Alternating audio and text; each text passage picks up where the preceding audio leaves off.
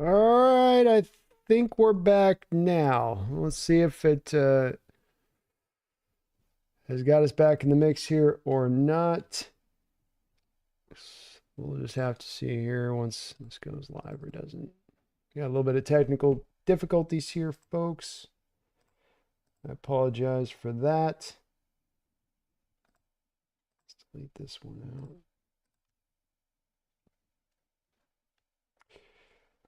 I don't know what happened exactly or why it went down, but it went down, so here we are. Didn't mean to do it. Sometimes this is the beauty of doing live stream. Is stuff can go a little bit wonky on this. Appreciate you guys hanging in there with me. Sorry about that. Don't know what happened. Just sometimes past last 2 weeks here, our internet just suddenly got glitchy on Sundays. Of course, the one day I don't want it to go glitchy. But isn't that just the case sometimes? You know what I mean? Ain't that just that? Let's get this stuff all set up here. All right. Yeah, Brian, we lost internet. It's kind of weird, we like quasi lost internet, but then not really, but then kind of didn't like fully go out. Did a full restart. I was able to kind of quasi connect with you guys for a second, but then not able to. It all got weird. It got real weird. It was my bad on that one. Well, not my bad. It's the internet's company. The internet didn't pay their power bill this year, today. Gotta get in there. Ooh. Yeah, we might be out. We're having a problem here again, so this may not be working here, boys and girls. It's all of YouTube. Yeah, I'm getting dropped health notification here. We might be in trouble. We might be in trouble, folks. Hold on. Hold on. At least everybody, it sounds like other people are having some problems as well. Poor Skylar AZ sports fan went down as well. It has to be YouTube. Maybe they're having a bit of an issue then. That makes sense. So maybe there's something going on. We were having an actual internet problem though too. So hopefully there's nothing. I can still hear it. I still hear it. Good. Okay. My stream was giving me the warning sign. It's the same bell they give you on the nuclear facilities when stuff's starting to have a meltdown. Like connecting. Like no. I gotta put Pumpkin on. I'd put Pumpkin on it, but you can see she's deep in napping right now. I can't disturb that. Looks like everyone's going down. Mike's stream went down too. Okay. It's good to hear I'm not the only one then. Because I pay a pretty penny for strong internet that's supposed to carry me through. But stuff happens, you know. Stuff goes down. TikTok, this moment of confusion was brought to you by Putin. He's a Cards fan. Hey, maybe just, you know what I'm saying? If not that, maybe China. One of the two, maybe working some magic on their end. Orlando Roca says Juan Soto just signed the biggest contract in history. So that broke the internet. Explains why the stream went down. Laughing out. Is that what did it? Something clicked into place. Everything just went crazyville. Is that or another one of these UFO sightings? Dig Doc. Okay, Brandon agreed. Never wake up a great football mind like Pumpkin. Hee hee. Yeah, we're getting that lost frames again thing going on. Wow, something's a little wonky. Sam says, gotta say, Charbonnet looked real good today. I feel bad for ragging on him lately. Still don't think he was the right pick, but he's a good player.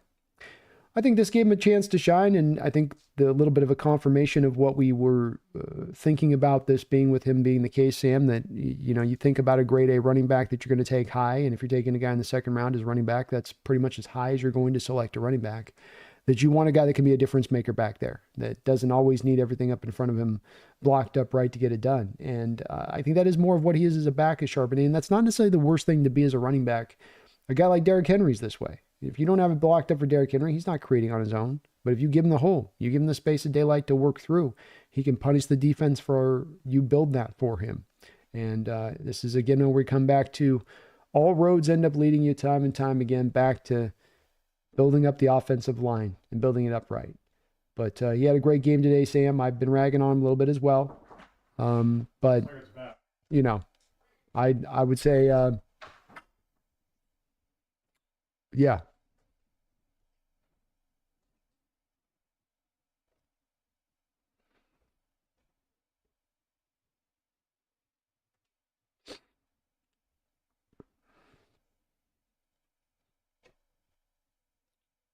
Colin Cal says, yeah, I feel like with Sharp playing this well, it doesn't feel as bad as letting go of Ken if we needed to. No, I've come down to it, and I do love Ken a lot. I do have a lot of hesitancy of paying Ken. And I think that the money is one where you can really kind of come down to, do you want to have a choice here of spending money on Ken or spending money on a grade A offensive lineman?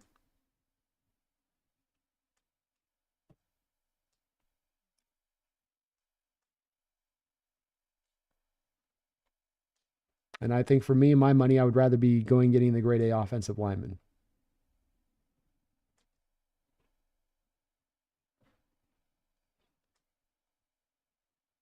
We've tried this experiment. As I said, this was a grand experiment by John, and kudos to him for trying it out, but it's been an experiment that's confirmed the cliche. It's confirmed the narrative.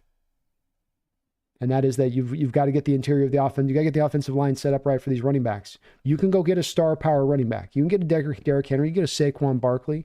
But why is Saquon Barkley having the best year of his career right now?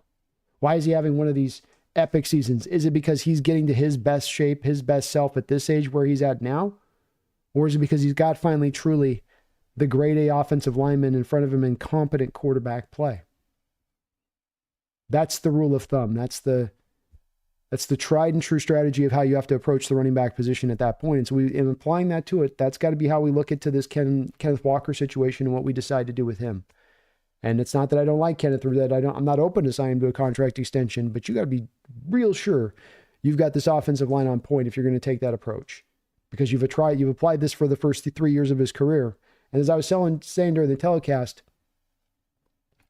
I went back, and you guys remember when we drafted Walker, that was that video I did after he got drafted where I made the thing about the conveyor belt joke, and I'm grabbing players off a conveyor belt, and I'm having to do it randomly, and I just grab one, and it's a 5th round Tyler Algiers, and I throw that one away, and I go, I don't want Tyler Algiers, I want Kenneth Walker, or not want Kenneth Walker, but then I grab the next one, it's Kenneth Walker, and then I'm satisfied with it. And I was trying to make the point on that I don't want to go to the 5th round and end up with just some guy who's just a whatever dude. Give me a guy that can do some stuff on his own. And the bottom line stats of it are this, is that those two guys both have been rolling, and Walker's got 300 more yards than that guy in his career. 300 more yards. More touchdowns, but maybe more receiving yards a little bit. But Algiers hasn't even been the number one back throughout all that time. And this is where I come to the running game and everything is sports always moving, always ebbing, always flowing. And you gotta flow and ebb with it. You got to go in that direction of where it's going to take you to on, hey, this is what this position's at in the modern age. Here's what the values of this position. You can be ahead of things and you can be at the forefront of things, but we've tried that with this and we've not been at the forefront of it. We've not really gotten the just returns necessarily from going this route instead of what is the tried and true kind of pathway and approach with this one, I think.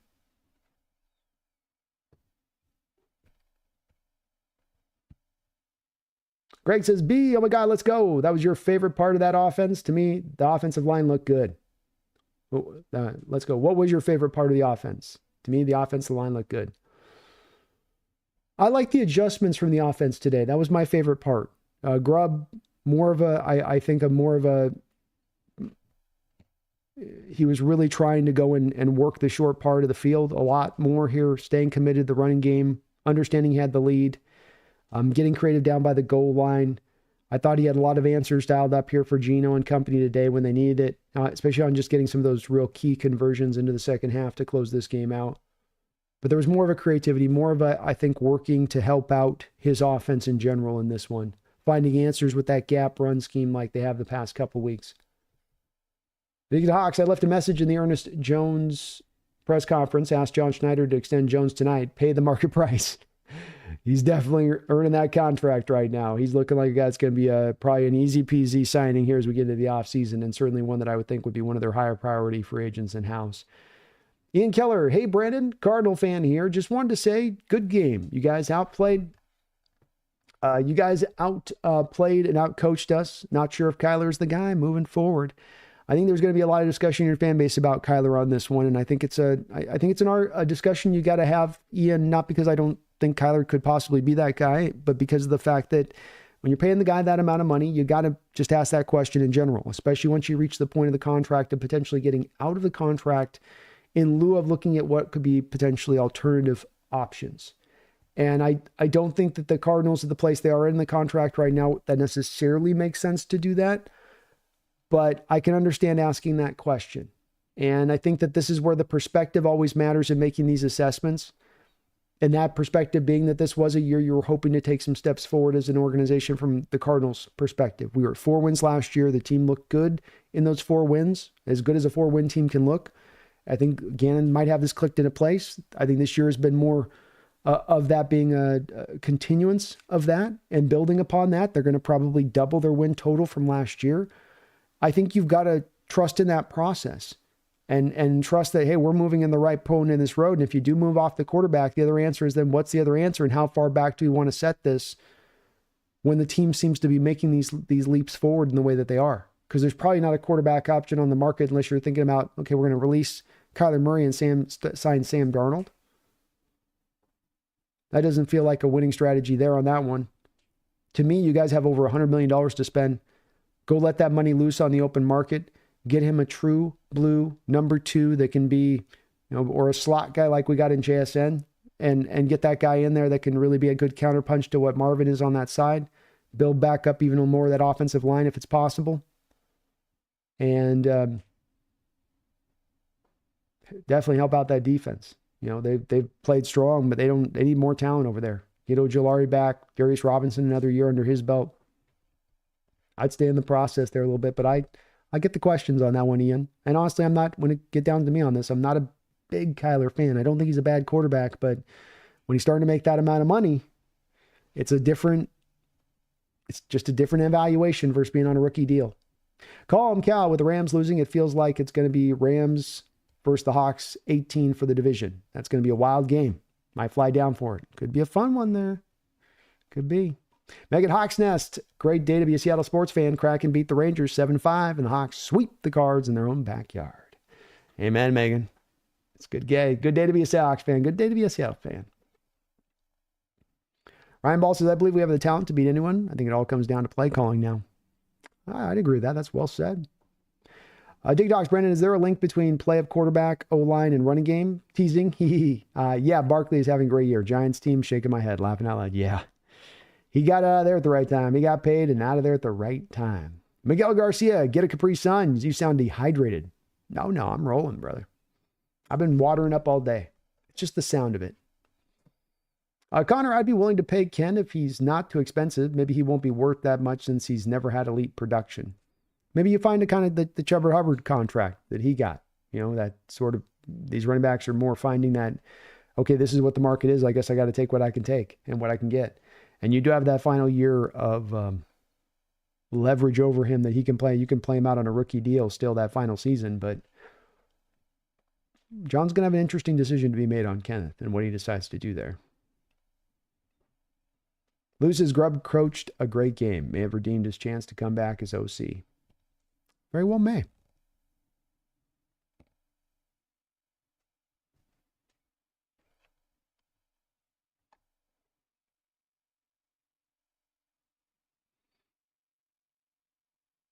Juan Soto, 15 years, 107 and 165 million. Whew.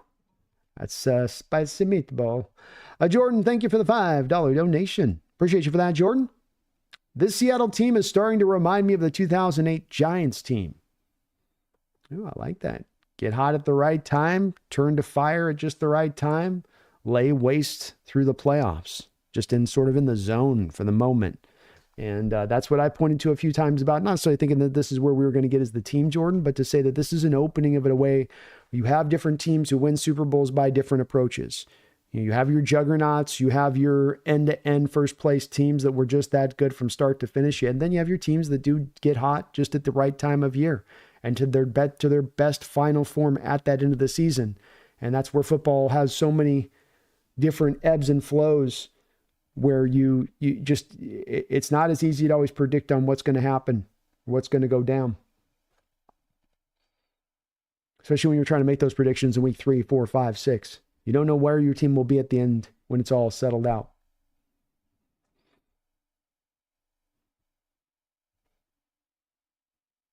Ryan Ball, honestly, I think if K9 was in Sharp's shoes with the same play calls, K9 has about 30 more yards than Sharp's today. Maybe. Maybe. So do the Mets, says Megan. Wow, love it. At least the Dodgers aren't getting him. Dodgers are just getting silly with the money. CJ, I believe we would jump Packers in wild card tiebreaker with a win since we would have the same record if it comes to that. True. Packer game could learn. It's a great point, CJ. Packer game could loom large, not just for what it does for us for the division to get the win, but also how it factors back in if it does come down to that on you getting through by the wild card. I know what you mean, though. Yeah. It's good to be aware of all these pathways in, and it has that road opened up the wild card pathway more with that Packer loss to the Lions this last week. Making the Hawks Nest, while I am loving the way we're playing and that we swept the Cards again, I'm not sure how I feel about next week. What do you think? Packers are a legit team. That was the team that at the start of this year I predicted would get to the #1 overall bye through this season. They're not quite getting there, and Lions have certainly had their number recently. So it looks like if they're going to get in, it's going to be by playoffs or by wild card. But they're a strong wild card team if that's what they are, and a team that can travel well and is fully capable of walking into your building and giving it to you offensively speaking, even as good as our defense is playing. They've got challenges that a team like the Cardinals don't have necessarily. So we're going to have to bring our A game to win this one out at home even. And I think it's going to be a tough matchup. I don't know who I'm going to predict in quite yet on this one. I'm going to have to think about this one, Megan. Brian says, started Puka today, 41 points. Too bad I've already been eliminated. Yeah, me and Megan going head to head. I'll have to check on an update on that one, Megan, in a second. See where we're sitting on that. Make sure my internet doesn't drop on me here.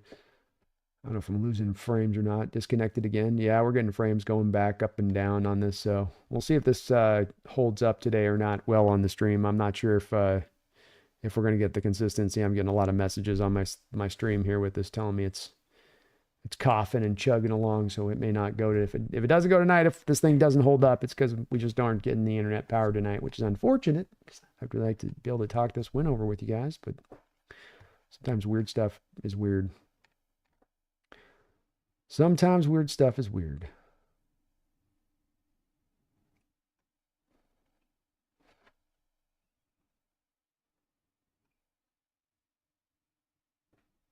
Yeah, I think YouTube's having maybe some issues on top of this. Could be YouTube F's us tonight. YouTube's a Cardinal fan tonight.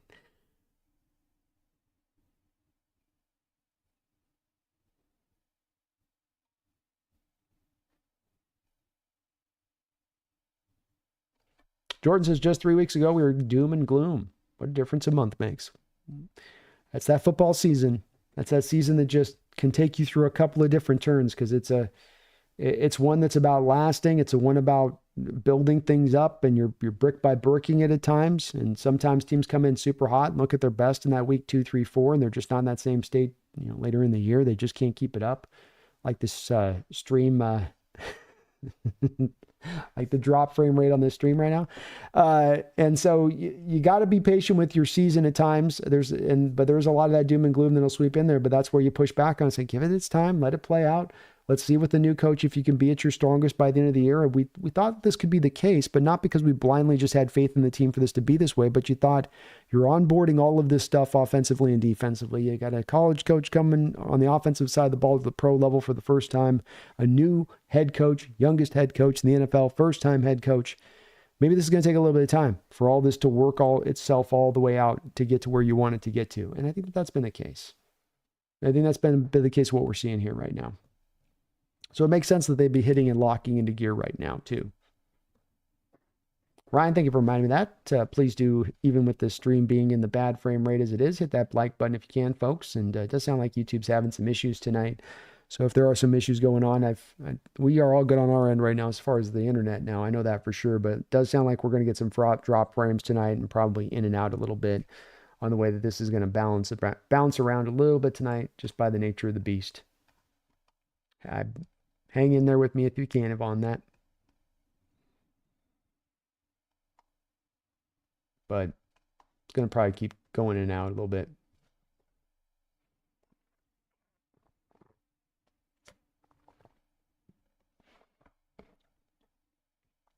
Primo. Thank you for the $5 donation, Primo. What up, Brando? Hope all is well, bro. I love how the Hawks played today, but I just wish they would have kept their foot on the pedal.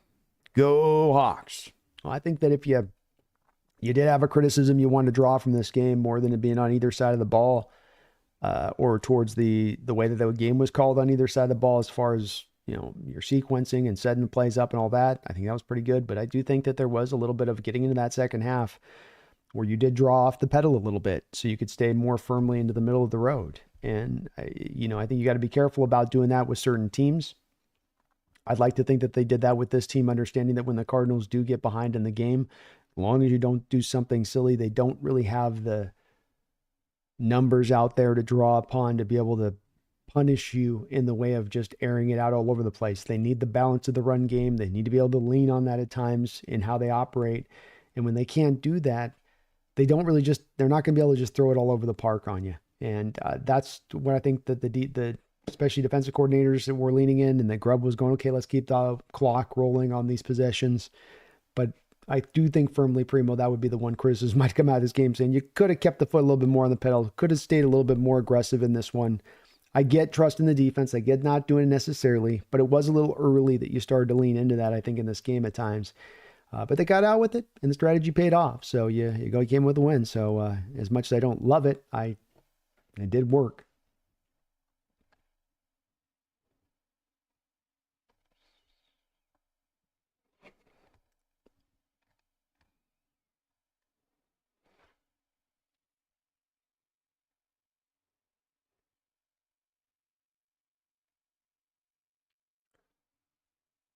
Brian, so I'm playing the number one team, playing spoiler, blowing them out.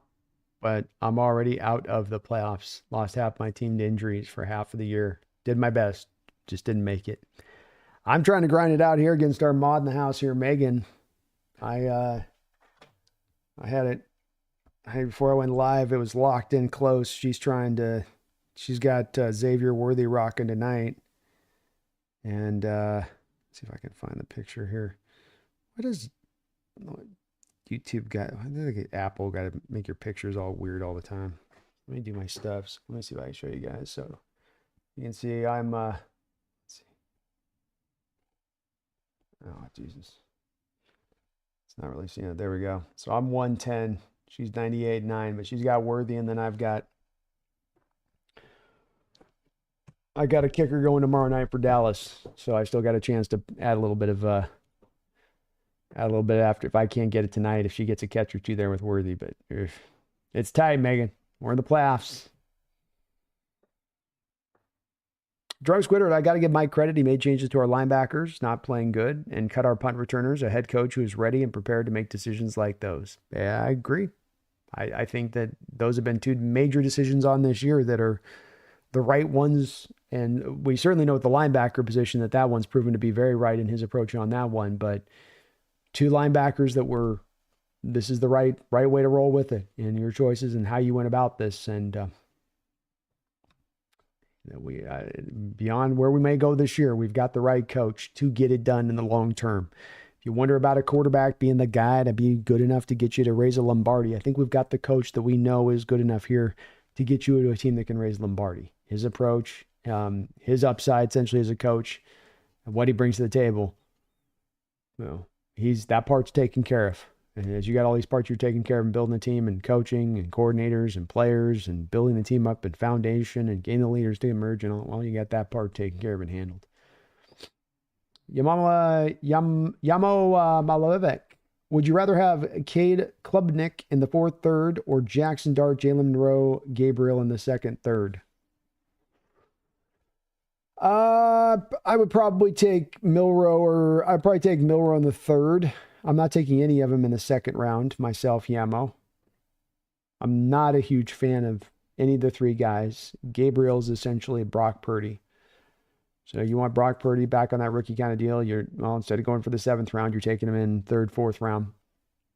But that's about what you're going to get with that guy. Some people in chat really love Milroe. I'm not as big on him. He's all right.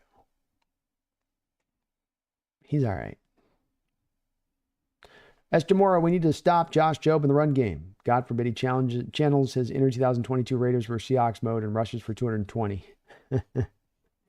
Yeah, he's going to be a tough one to deal with. He's a strong runner inside, good bounce step to him, ability to jump from gap to gap as he's looking for a hole and picking his way through traffic, and then grade A vision. It's a hell of a combination to have on a running back, and he puts it all together to make it work. He's going to be tough to deal with. But probably you're right. That's going to be maybe the main key on coming into this one is how you deal with that running game.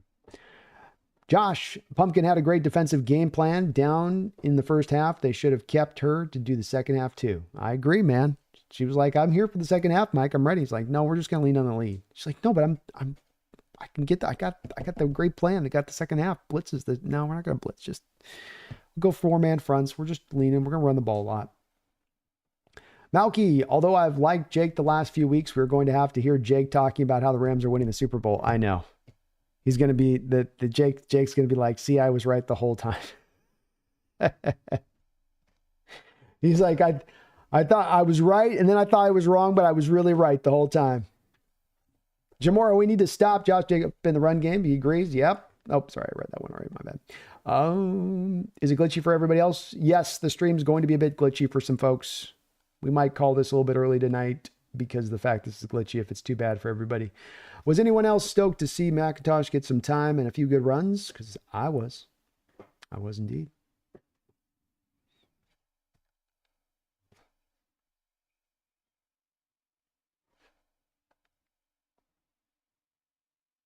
Still glitching. Yeah, it's going to glitch a little bit, guys. I don't think you can stop it on the glitches tonight.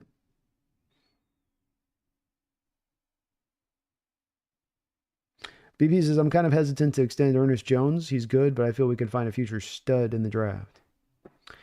I'm talking about how much money he would command. It's another interesting decision, sort of like I put it into the column BP of the Kenneth Walker decision. It's a devalued position in the NFL, inside linebacker. There's not a lot of guys getting paid. Is he going to be looking to actually push for that kind of salary where he's making up at that mark where you're like, whoa, Roquan Smith kind of money?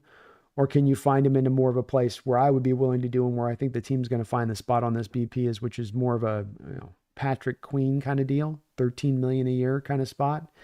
I like the thought process of finding the guy in the draft. I'm not against that.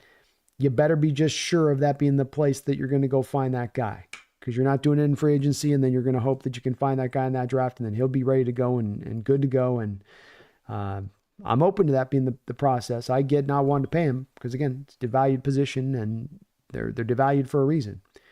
But boy, what an addition he's been. And if you can find a pretty good spot from a structural standpoint, it'd give you one less thing they got to deal with this offseason.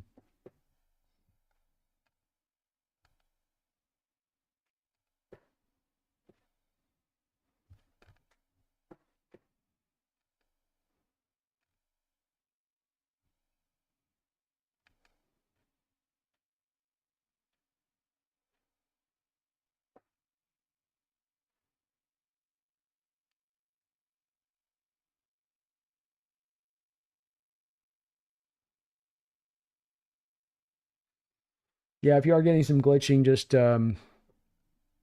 pump it back 10 seconds or so and see if the buffering helps it out maybe a little bit.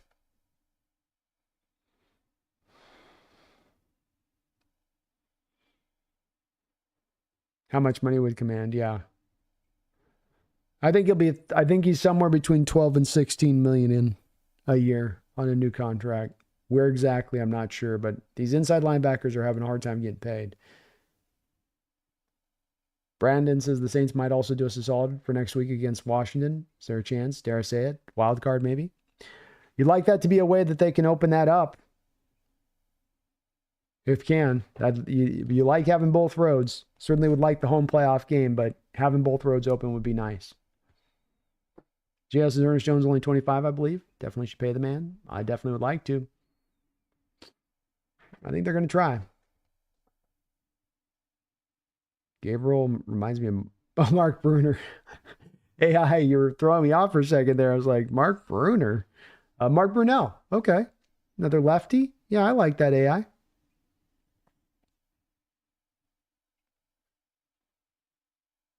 I don't mind that comp. That's definitely in the wheelhouse.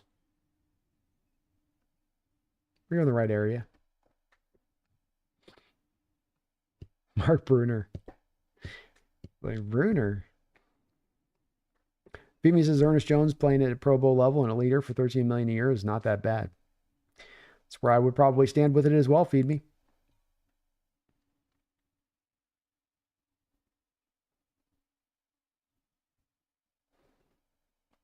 Space says, pay the good players and can the scrubs like Mike Mack fired those guys.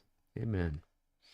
BP says, if Ernest stays on the team, I'm fine with it. He's a stud, but do you pay a middle linebacker money that's $18 million? I could be wrong. I don't think that the team would go up to 18, BP.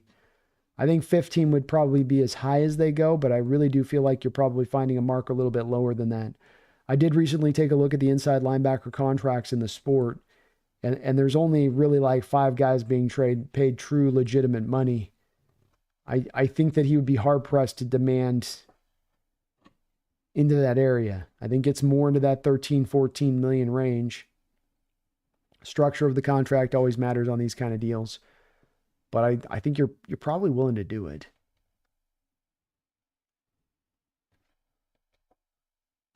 I kind of like the glitchy.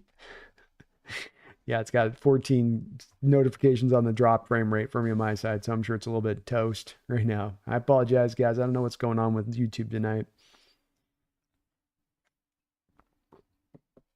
Keon Lund, thank you for the $5 donation, Keon. I appreciate you for that. What was better? The line, the play calls, Sharbs, run game had some lanes today. K-Mac always seems to make a big play once a game when he gets touches. I think the line blocked better in the run game today, Keon. There were more holes to be had there. It was mainly on the back of the gap run scheme that they were running with pulling those linemen in play, pulling those linemen in space, and just kind of attacking in that style over and over again when they did run the ball. But they just got some more holes opened up there for Charbonnet and let him get loose. The play calls were pretty good. There was certainly a different approach offensively in their game and what they were doing, more of a willing to take some of the shorter stuff and work their way up the football field and have it really built within the game plan that you're going to try to win that way a bit today, and it worked.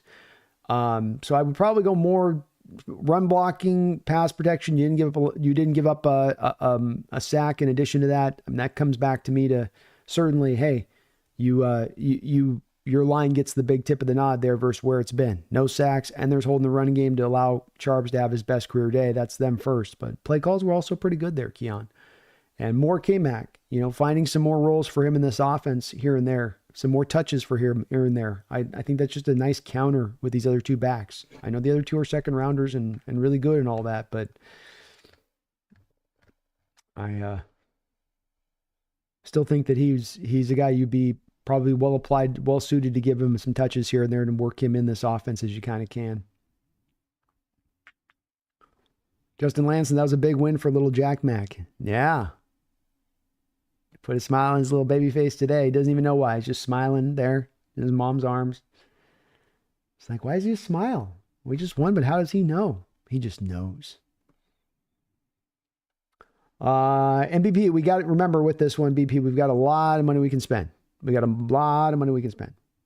A lot of money. So, DK, Gino, you sign those guys to 2 new contract extensions, BP. The first year of the deal, you're saving $5 million on each deal. You're rolling $8 million over into next year's cap.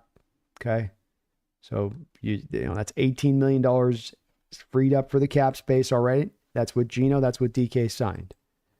You got these guys that you're probably going to cut or move on from. That's another $50-60 million in cap space right there. So you have the one thing I want to make sure we're really clear on this with the spending the money. We can be unwilling to spend the money because we don't want to pay the price for a running back or we want to pay the price for an inside linebacker. We don't have to think about or even consider the possibility that we don't have to pay. We can't pay this position because we don't have the money. We have the money. Just if you want to take my word on anything and save yourself some turning over and wringing your hands, if you're wringing your hands over the thought of we don't have the money to do this and do this and do that and do this, you have the money. You have the money. This is a narrative that I've been trying to push back for almost on a year, where people will look at this really simplistic on the 2025 cap situation and not really understand how much true cap space you've got to spend. Keeping in mind that if you sign Ernest Jones, you're only really going to have to probably deal with two potential holes defensively: nose tackle and edge. And the rest of your defense could potentially be done. Done. Meaning that there's not anybody else you got to go on the open market and go sign at that point. So it's one that I get looking at essentially a little bit at the cap and going, well, but it's this, but it's not that.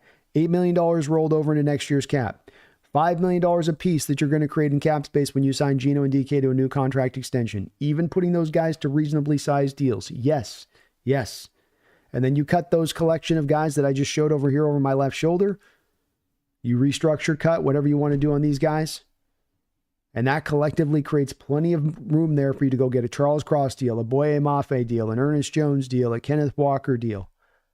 Why? Because it's all about where the first year of the hit is at. Really, when you look at these contracts, it's really only about 2025 and making sure you fit the contracts into there. You're not worried about 26 or 27 because of the fact you have some of the most cap space in the entire NFL. In fact, top three amount most of cap space in 26 and 27 right now as it stands.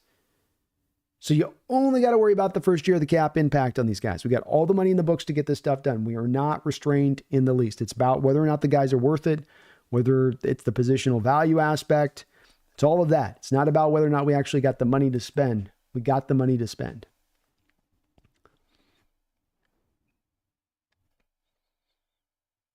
Alpha's bad at balloons. Is Luamea's pass blocking gets better? If Luamea's pass blocking gets better, which it certainly will because he's so young, he has to be a shoo-in for the right guard spot next year, right? He's already our best run blocker by a mile.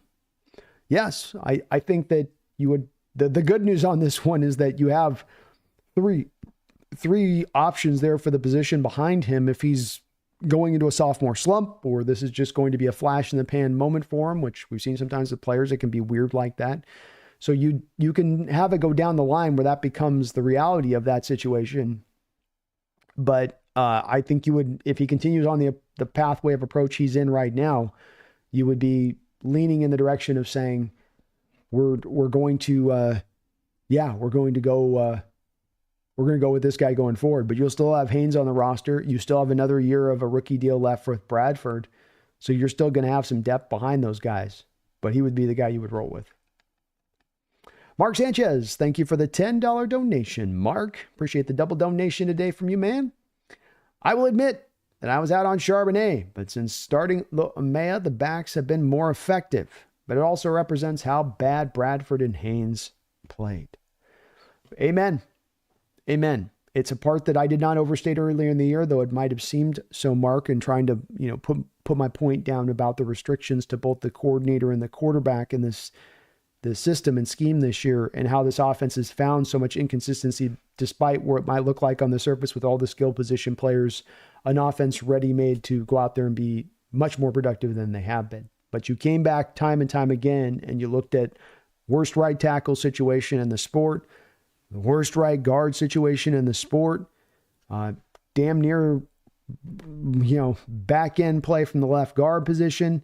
You put that collectively all together, and that's just too many weak links. They tell you one weak link on an offensive line can cause the whole thing to implode. Having 3 of 5, it can get dark real quick. But with Lucas coming back and with Luamea back there, it's been completely different in what they've done from steadying down the ship over there in both accounts, both as a run blockers and in pass protection. And that shows you what happens when you just get some competent play there, when it's not just a complete open sieve time and time and time again. And with Charbonnet, he's a guy that does need the holes open up in front of him. He's going to need you to give him some daylight to go and do something with it. And if you do that, he can be a very good back in this league, and he can be as productive as just about anyone. It's a requirement for him, though. And that's what they gave him today. So hopefully more to build on, and you found some footing on certain plays you feel really good about with Charbonnet moving in the future that are going to work really well for him, especially this gap stuff, especially the gap stuff with our right guard and our right tackle pulling back across the formation like they were today. But those Bradford and Haynes, man, you can't undersell how bad they were back there. So many bad snaps, so many whiffs, Mark. Whiffs are the worst thing for an offensive lineman. You almost didn't get your hands on the guy. You got waylaid on the rep so bad, you almost provided no resistance. Easy penetration, easy quick pressure. The type of stuff that will just destroy a play from the onset. That stuff has definitely been eliminated with Lucas and Lumea on top of these other items just spoke about. But it's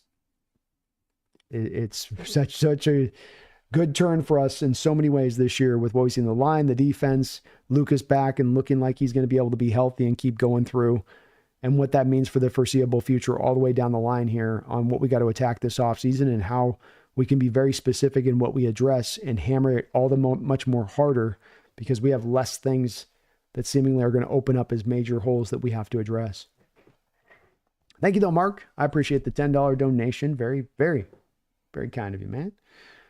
BB says, B, are you ready for playoff DK? He's a totally different beast in the playoffs. Indeed, DK playoffs is a different DK, and I am ready for it, man.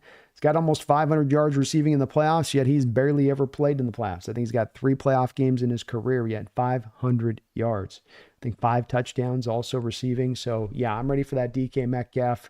He's the kind of guy that's going to travel into winter. He's the kind of guy that's tough to guard in September, and he's tough to guard in winter.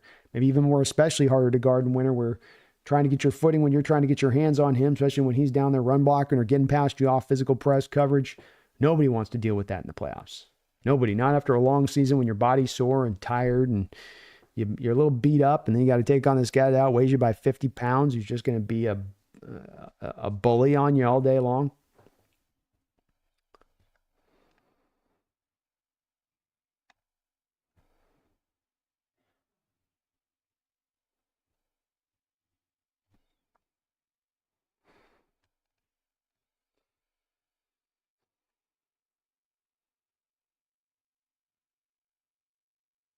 Mofo says OJ's going to be talking about Super Bowl after that win. That homer and him is unsufferable.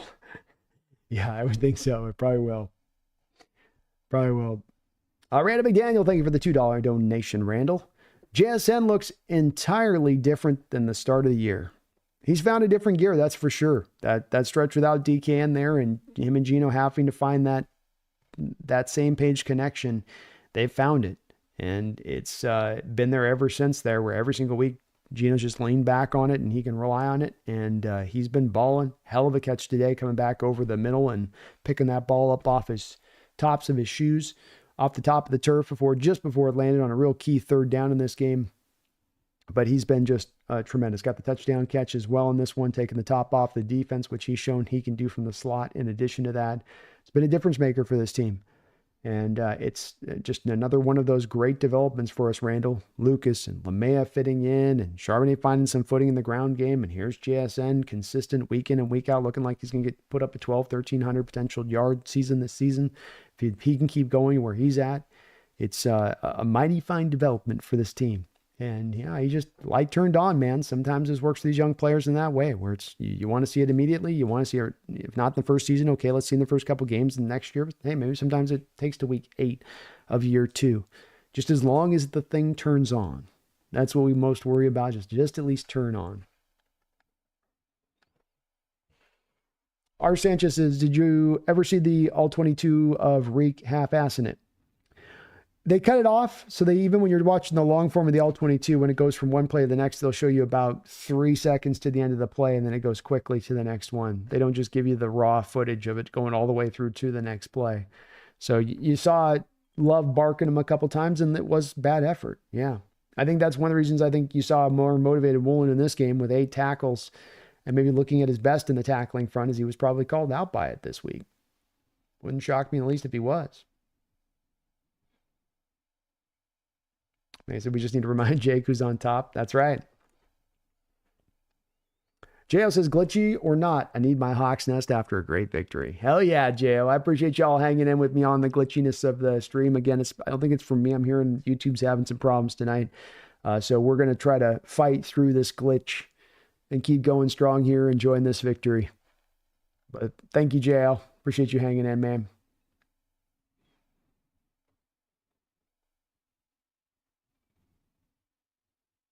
Justin Land, I've been honestly too embarrassed to wear my Woolen jersey because of his laziness.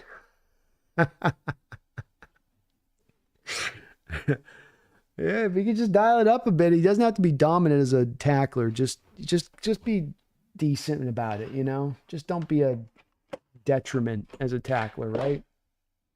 Don't have me showing up on tape where I can see it right out there in the open messing it up. Just that. Lou, I'm looking forward to the roundtable again this week, too. AI says Fant is a waste of money. You can see he is one of the guys that I've got on my list, and I think with these cuts I mentioned is I think all of these cuts are going to be pretty easy cuts. Rayshon Jenkins, $5.4 million. Noah Fant saves $9 million moving off from him this year. Draymond Jones, $12 million. Tyler Lockett, $17 million. Uchenna Nwosu, $8.4 million. They may or may not do that one. We'll see. George Fant, $3.8 million. And Roy Robertson Harris is just a pure cut. No dead money. $6.6 million if you want to take that road too, which I would expect the team to do so. So I agree. It's a spot where you're just not getting...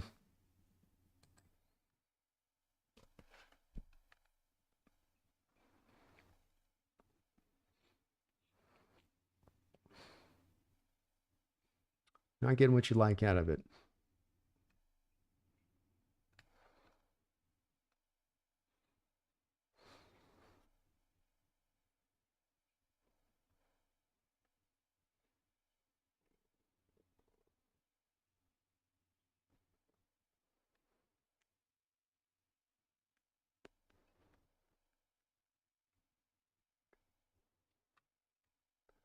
Mofo says K9 deal still doesn't make sense to me. Just roll with Sharps and McIntosh and sign a guy in free agency. Use that money to get a real deal left guard or center.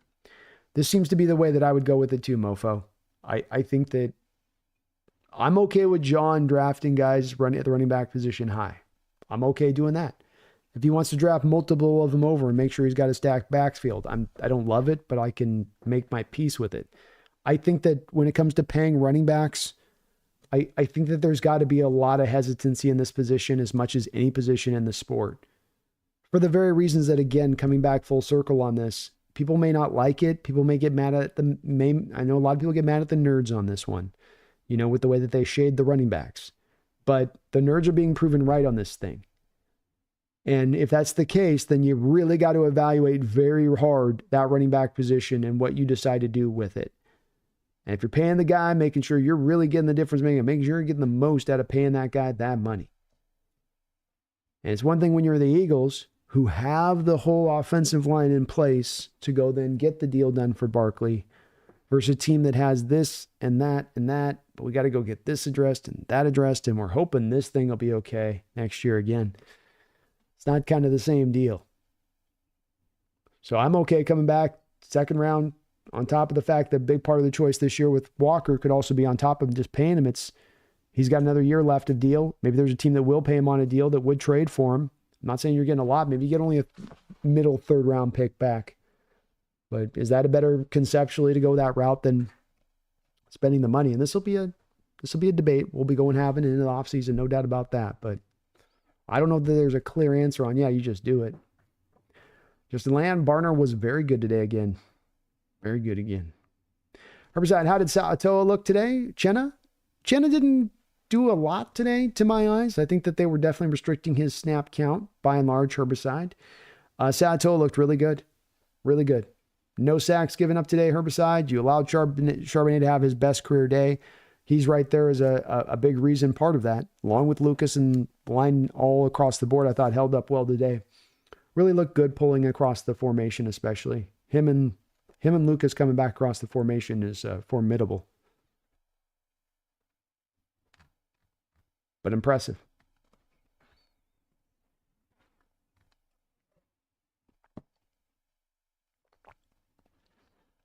Wu-Tang Financial. Welcome back. Big day for Charbo Diesel and the O-line minus the penalties. Amazing how when the line is halfway decent, Gino is efficient and clean. It's almost like those things connect to each other, don't they, Wu-Tang? And indeed, that's the case. You have a Gino where you give him that time in the pocket to make the proper decisions. You don't have him inundated with pressure constantly on the day, well over 50% of his snaps, let's say. And you'll get the efficient, you'll get the productive player that we got today from him. And Gino was a very good today, and from a couple different directions. His control again back at the line of scrimmage, just settled into the pocket, poised in the pocket, decision making. A couple of his throws, even throws that were incomplete, like the throw to Tyler Lockett in the back of the end zone on the 9 route on 3rd down. I love the aggressiveness. I love the throw. I love the ball placement on that. Everything about that was great. You just missed that completion by a couple inches. But yeah, Charbonnet just great today, Wu-Tang. You see the reasons why many of us had that comp that Chip Kelly had brought to mind that really stood out coming out of the draft, which is that he looked very much like Matt Forte. And you got that 7 catches out of the backfield. You got what he did as a running back as well. He can give it to you in both ways. And very good. Very good play. Hopefully something that there's some stuff here the offense can definitely build upon going into the rest of this season, Wu-Tang. But yeah, Geno, very clean. How about his check? How about his adjustment? How about his audible to get to that Charbonnet run? Brian Lockett almost certainly retires. That's what I believe is going to happen as well. I don't think that he goes to a different team. Kieran says, I mean, as good as Sharp's played, there was still a significant number of runs where the line was blown the F up and Sharp was lucky to get no gain. I can't say anything significant about that line yet. Well, it's a step forward. You're not going to create Rome overnight on this one, especially when you're starting from back of the pack. You're just looking to build some performances up. Are there some run plays that we can start to utilize that are working for us, like that gap run that they were going to? Well, we got something that was working last week, and the combo of both LeMay and Lucas on this is something we can maybe utilize here going forward. So you're just trying to kind of build something up here as you've not had a lot you can lean on consistently to say, this is in our bag, this is in our bag, this is in our bag. You're always sort of searching through these games. So I think we're building more and more up into the offense that we can lean back to start to find that identity. I know it's late in the season to be saying we're searching for this identity at this time, but you are. And so maybe there's some more of these things that start to take form on it, but there's still more to prove and more to show from this offense. To me, the talent is there for this to happen. Yeah, I don't know if it will all come together for this year, but it has for the defense. And you never know. Maybe as well here for the offense with some of these positions settling in. Zach says the O-line allowed 0 sacks. It was better. Yes, it was. Keon says, I've been telling you guys. I told you. I keep telling you. I called it. I said we can beat Buffalo, and if we do, then we can beat anyone, but I think we will lose by 10. Jake covers his bases. Yes. He does a lot of hedging. Kieran, what I did see was a number of creative plays, lots of pulling linemen, traps, which was great to see. Zone runs every play are too easy to diagnose for a defense. Agreed. Yeah, we've been trying to live in zone too much this year, and it just hasn't worked. Yeah, Geno had time space for sure.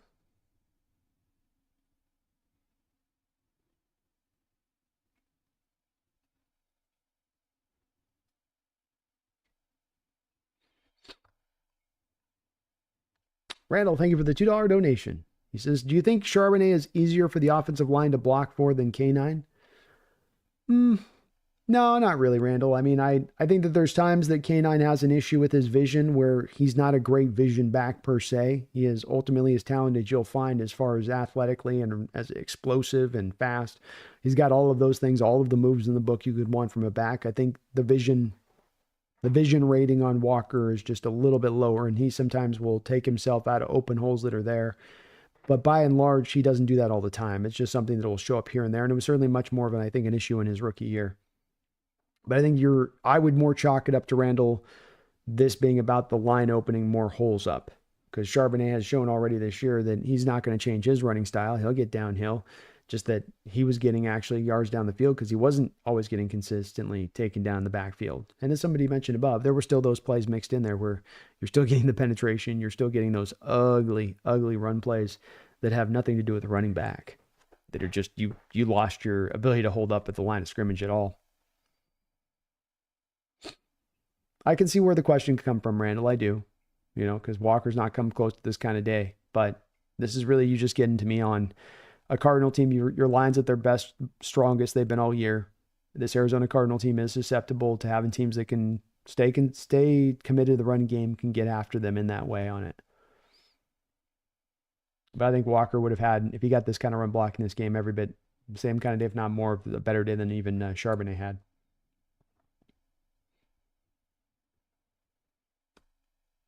June 32nd says, sorry if it's already been covered, but what are your thoughts on the rookie guard? From what I noticed, he wasn't terrible. I think he held up well. I don't think Arizona is going to challenge him as much as he might be challenged going into this next week. Kenny Clark, you know that the Packers are going to get a lot of him lined up over the top in that game against Ottawa and see if he can hold up.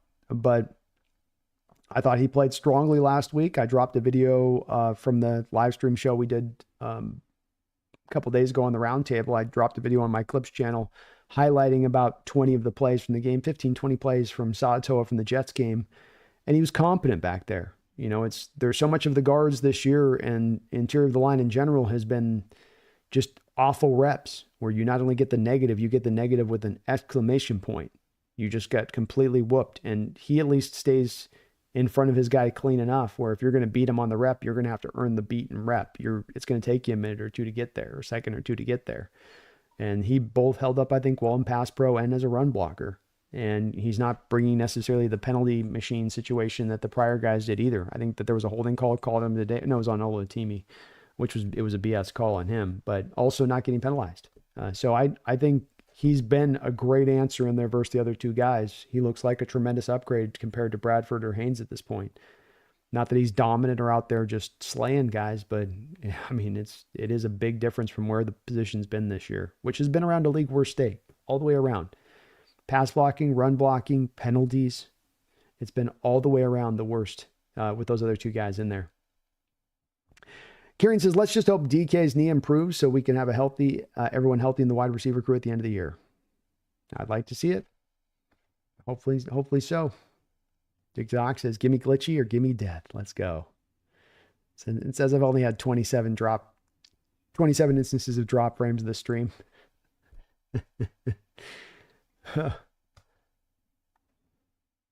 Gary says, just get off live, rewind it 10 to 13 seconds, and glitch will be gone until you catch back up to the live. Oh, there we go. Big Dizzy says, time to get a deal done with Jones. I think so, Big Dizzy.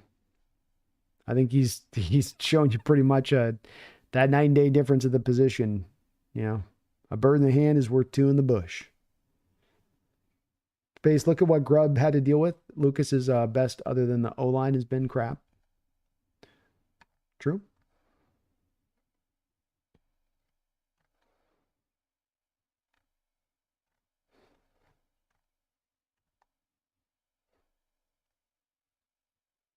John Naylor, do you see Bobo on the team next year? I think, John, some of it the question's going to have to do with what you decide to do with DK Metcalf. If DK remains on the team, I think that there's still a good chance you're going to come back with Bobo next year. I do.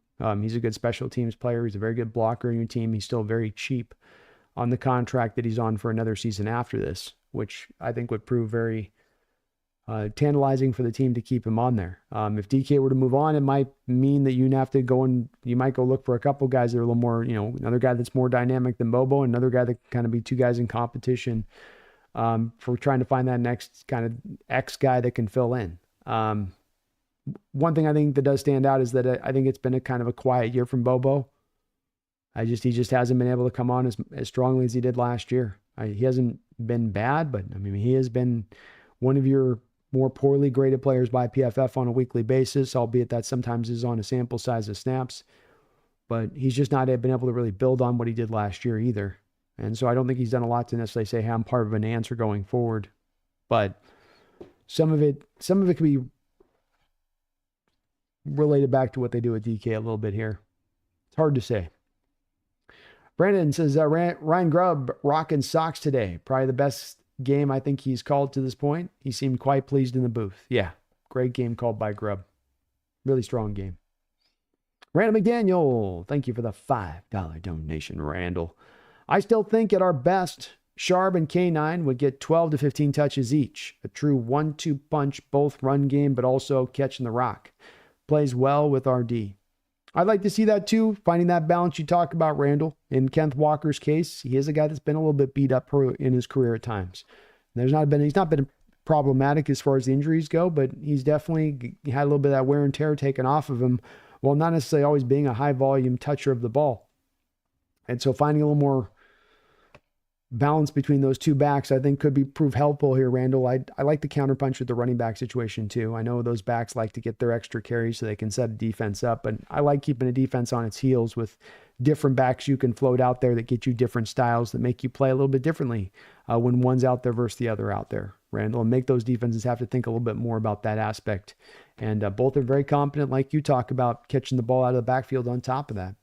And so, yeah, I'd like to see a bit more of that as well, too. Well said, Randall.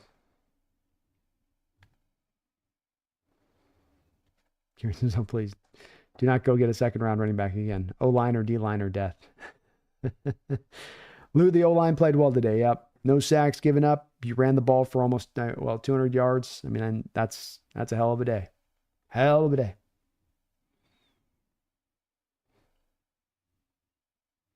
Samuel Carlson, Brando, what do you think of Sam Darnold? Well, I can't deny that he's having a really good year. And that the thing that's gone on with him having the season that he's having there with Minnesota is that though he does have pretty good pass catchers to throw to, which just helps him out, Aaron Jones is okay as a running back, and that line has not, been the same with some of the injuries that they've dealt with there, and he's been under some pressure, and so it's not always easy on him this year either for the success that he's found there, Samuel. I'm just not a big fan of his as the quarterback position. I just have never really felt comfortable watching him play the position, or would feel comfortable about or confident with him being a guy that would be let's say a Hawk quarterback. He's very athletic. He's got a big arm, no doubt in that part of it. But there's just something about the way he plays the position that just throws me off. That just, maybe I'm being unfair to the guy. He certainly has grown, and I probably should give him a measure of that. But I also keep always coming back to, there's a reason he's like on his fifth team. Might be unfair, just how it does feel a little bit with him. Loses, give the offense just a bit of plays for Grubb to call with a competent O-line. We could be dangerous. Agreed.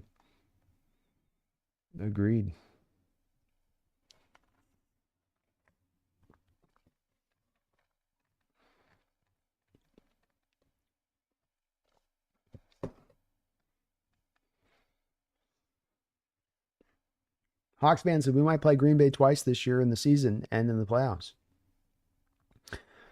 Might be playing them twice in the season, twice the season, once regular, once in the playoffs, Hawks fan, and then might be playing them twice at home. You go get that win in this game especially. Might be setting the stage for that, which would be kind of interesting. I don't think we've...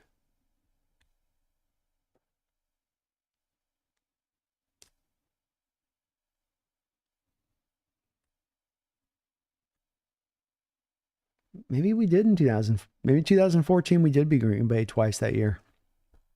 Because we beat them in the conference championship, and then I do think we beat them in the opening game of the season too. I think that's right. Huh. Somebody just shot a gun outside.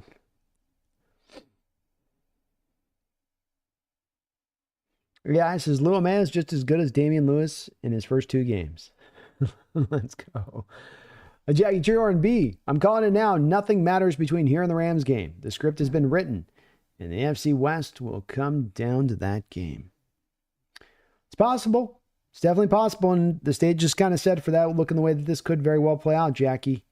And you're in that place with that Rams getting that win in the opening week where, you come in that last game and they're one game out, but you get down to the tied game, but they have the tiebreaker. So it still then becomes about you getting that win. Very well the way this could go.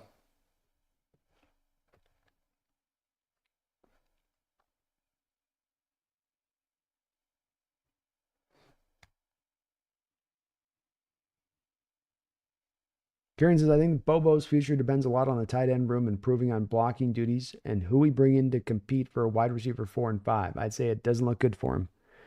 It's probably 50-50 on that one, Kieran. It's especially if he's not able to kind of tap into where he was at last year. But I think it's a good problem to have. He's cheap if you want to roll with him and you can't find something better out there. There are some good things he brings to the table. Maybe having just a bit of a sophomore slump in addition to that. He says high volume ball toucher. You want those high volume ball touchers, man. You want those guys that can just ball after ball after ball. They're taking it. Oh goodness. Did Moss get a ring with New England? No, unfortunately not. They went undefeated, but the Giants took them out.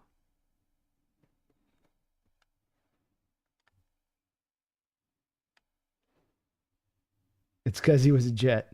Could be teeny turtle. I just can't sign up on the guy. There's sometimes with certain quarterbacks, the feel of what I get off him, I just don't like. And he had this moment in the Rams game this year where like he's driving down. There's a moment where he steps up in the pocket and he's just got to go scramble for 5 yards. And he like throws his haphazard throw, sidearm.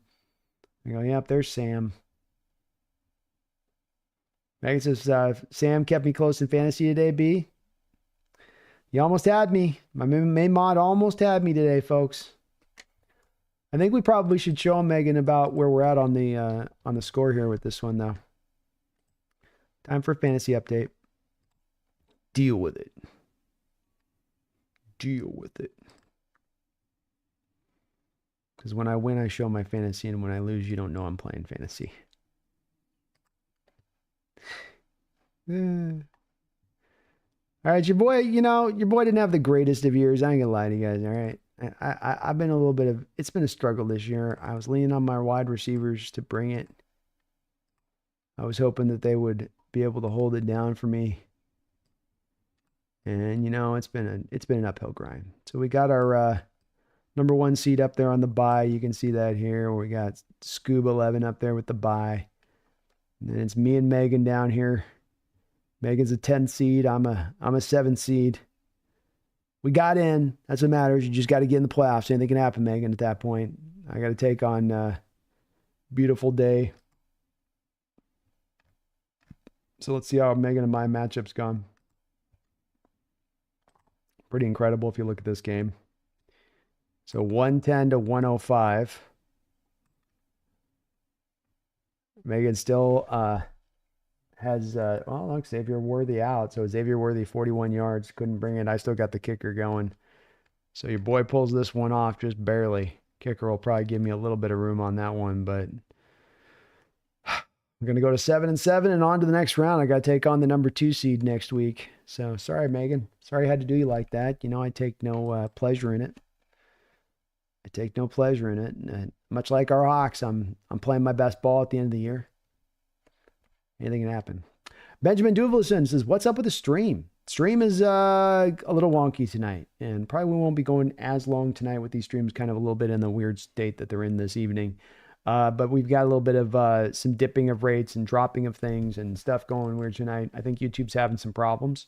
So thank God this didn't happen during the game today, but for whatever reason tonight, it's having some issues. Sorry about that, Benjamin. If you back up the stream off the live 15, 20 seconds, I'm told that it's not as much of a problem.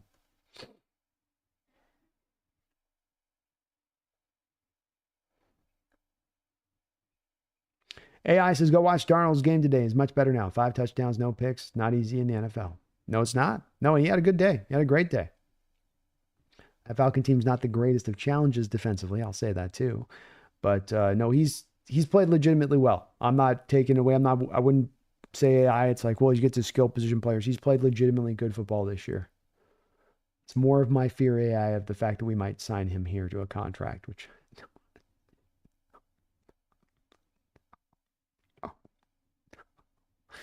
Little Dallas Cowboy, Chiefs doink it for the win. Of course they do. Chiefs magic. Dude, Hawks, hope those guys in Syria aren't spilling over to Brandon's place. They might just be. Shots fired. D-Doc's best part of the glitch, I got to like the stream again. Let's go. Hell yeah. Stream's going wild town tonight. S.J. Morris says, this has got to be the luckiest team I've ever seen in a while, man. The Chiefs. Yeah, they've got that leprechaun shoved right up into the butt there. Mike Skinner says, next week, same mantra. F the Niners. F the Niners. F the Niners now. F the Niners always.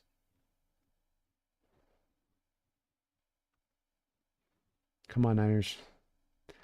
Make it happen.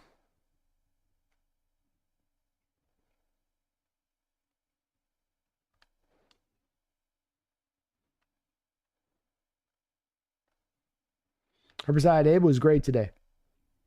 Got to see more of the mobility with him pulling out in front, right him with Lamea, but I mean, I don't think he gave up a pressure today. If he did, maybe one or two, but he's rounding back into rock shape out there, it seems like to me, Herb. Any faith he can last? I mean, I don't even know what surgery he had, Herbicide. I don't know where the knee's really at. I don't know what he's really dealing with. I'd like to think that the team has waited this long to make sure he's 100% when he does come back. But I think it's anybody's guess whether that's really the case or not.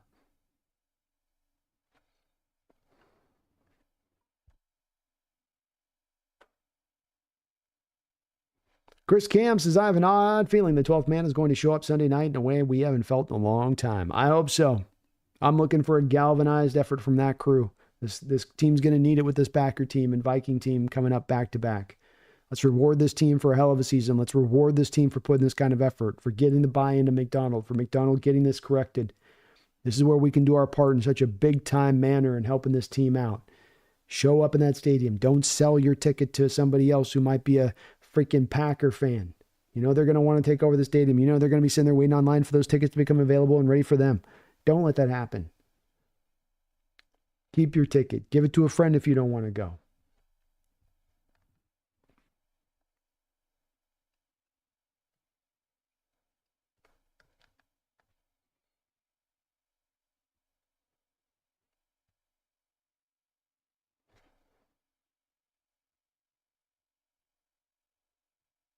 Coming to screens near you, the glitch. You thought your screen was just having a moment. Herbicide. So I have this dream where we get Nick Emomorari in the draft and turn him into an inside linebacker. I suppose it's possible, Herbicide. There are some interesting guys in this draft. Definitely possible. Dickus is speaking of theaters. Saw Gladiator 2 last Monday. 2 thumbs up. All right. Nice. Tony Angel. Zach played like Hercules today. He did. Best game of his career, Tony. We've been kind of waiting on hoping for something like this. Right at the right time when you had no Walker. Nick Craig, thank you for being a member of the Hawks Nest for 19 months. He says, this is the best I've seen the Hawks play in Arizona in a few years. I'm looking forward to the NFC North speed bump. Hopefully we can get 2 of 3. That would be nice. Boy, that'd be sensational to walk out of it with 2 or 3 of these in these next upcoming games. You do that, I would be very, very, very encouraged. The Chicago game certainly looks eminently more winnable here with what happened with them with the Niners and where they're at as a team and where they're going. But these are 2 tough games coming into our house. No overlooking that. But I agree. I can't think of the last time on the road here in Arizona. You've been in so many close matchups with them, lost some games, even last year, where you won it. Almost seemed like the Cardinals at the end of that one just sort of kicked it because they were sort of like, we want the better draft position because we want Marvin Harrison. So I can't remember the last time you went into Arizona's house and put, this kind of performance on them. Had them so comfortably were up in the game by deep into the second quarter. You just kind of put it in cruise control and head on home. Basically how it felt. Dick Doc says, now y'all messing with the son of a glitch. Now you're messing with the son of a glitch.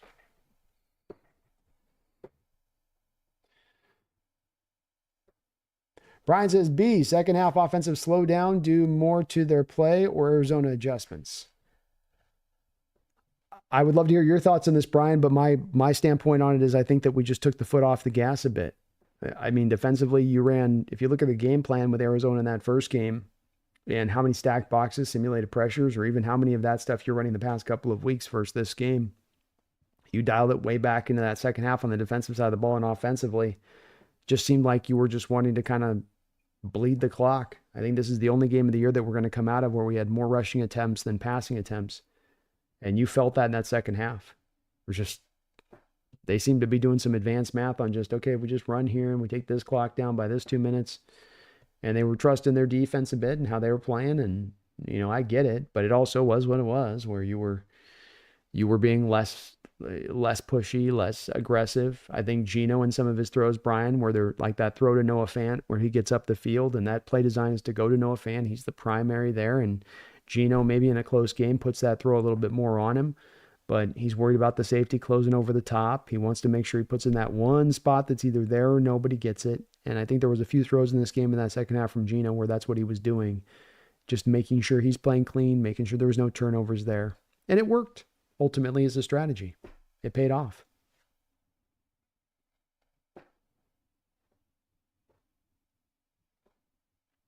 Herside says 6'4", 230, fast as S, can tackle and cover. He would have stopped McBride today. Nick Emowari. Look him up. Runs a 4.35. Well, I'll definitely put him down on my notes and look him up for sure. One thing is, if you get him, you're going to have to move him in probably middle linebacker. I don't think Tyrese Knighton would be, the guy you'd looked at as your Mike into the future, maybe. But that's a way they could go here, Herbicide, especially if the cost is going to be too great for Ernest Jones. Beamy says, you think we rock the lime green on Sunday or against the Bears? I'm thinking it's the Bears. Probably Sunday, I would think, if they're going to rock the lime green this year, it's that game. Because you're at home and prime time and... Ugh, I hate the lime greens. I hate the lime greens. Big said, Brandon, I need professional help, but admitting it is my first recovery, right? Laughing out loud. I hope here. Hee hee. Space, Geno leads the league in passing yards. Does he? Nice, Geno. Go, Geno. Brian, I think they wanted to keep the pedal down on the first drive, second half, and that was unsuccessful, most likely due to Arizona's adjustments. They backed down a good bit. Yeah, they just seem to kind of go, okay, let's lean on this a little bit here. Let's just stay and trust in our defense. It worked. It all worked. But I think the offense certainly could have put more points on the board if they were trying to push the pedal down more firmer. Kieran says, I'll take a clean Geno versus Cowboy Geno most games. Let's be honest, we all would prefer that. Yeah, me too. Ideally, you want the balance of this offensive approach. You don't need to be pass happy. Yeah, Grubb comes from an offensive designs of being more in that pass happy approach, but you got the two running backs here that can get the job done there. It doesn't have to be all on his shoulders. And if you offload some of that pressure, you can find a more effective quarterback probably. He's capable of doing the Superman thing from when you need him here and there, but it's not something you really want to ask any of your QBs to do. And I'll take that clean version of Geno as well. I like the reading the room moment from Geno on this team right now too. And what I got defensively working, what's going on in the football game, what's required from me, what's required from our offense to go get this win. Every game's going to be a bit different in that. And you've got to manage the game a little bit like a coach out there rather than just playing the position. Brian says, Matt and AZ played, D played better second half. They solidified some things, and that's a team that plays hard all the way throughout a game, doesn't shoot themselves in the foot on their own, especially defensively. They're going to make you earn it, and they did that in that second half. Could have laid over there and given up, and they didn't do that. Brian says, for God's sake, no more lime green pajamas. No more. Please, no more, Brian. Let's go wolf gray. No more lime. The lime's just so, I don't need to see Sherbert on the field. Says, I love lime green, man. You can see it from space. I'm partially blinded after watching our lime green games. I have to go to an optometrist. I've got to get LASIK surgery. Lou says, Metallica's Fuel song resonates with the D. Let's effing go. Give me fuel, give me fire, give me that much of the Cozina, Jimmy, thoughts on a game? Focuses for the Green Bay game. What will it take to win? Thoughts on a game focuses for the Green? Thoughts on game focuses for the Green Bay game? Well, it's going to start first with Josh Jacobs. That guy wrecked you defensively a couple of years ago with the Raiders, and that was a Raider team with lesser quarterback play, with lesser guys on the skill positions that could get after you in that matchup, and they were able to take it to you in that game. So, how do you deal with Jacobs? Him running as well as he is for the Packers. Packers have really leaned into the balance of their offense right now. They're not trying to get pass happy with Love. They're not trying to necessarily turn him into Aaron Rodgers reborn. They'll lean into that balanced approach there, which can be a challenge. It's hard to predict what they're going to do snap in and snap out. So you got to start out with stopping the run and force them into one-dimensional, get them into third longs, get then to the point where you can bring those stack boxes up front, because a lot of what the Green Bay Packers do offensively, and a lot of where their success comes from, is going to be off of the designs of LaFleur, who then is going to provide Love really that first read to be able to go to by and large again and again and again and again and throughout the course of the game.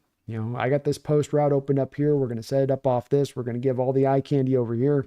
Just check post snap to the post. It'll be open. Let it loose. And if you let Love, a lot like Goff, just hit his back foot and get comfortable and get in rhythm, he can take you apart on the day and be a very tough quarterback. It's not that he's not capable of playing off script or out of, when things are kind of breaking down, but it's that when you get him at his worst and when you get him making bad decision making, the interception last year in the Niner game where they were almost able to take that game from the Niners, you get him by and large when he is moving and having to think more on his feet and go through multiple reads. And that's where it can be a little bit better for you defensively if you can force him that way. Easier said than done. So that's really where it would go from that. Defensively is where it kind of starts for me on the day when it goes to the Packers. I think offensively we'll find some yards. We'll find some points against this Packer defense. I don't think we're going to dominate them or just hang 30 on the board on them. But I think there'll be enough room there for we can put our share of points up. Can we stop down that offense enough for that to carry the day with those two things really at the forefront? Stop the run, force Love to go through multiple reads, force him to process in the pocket, force him to scramble off script.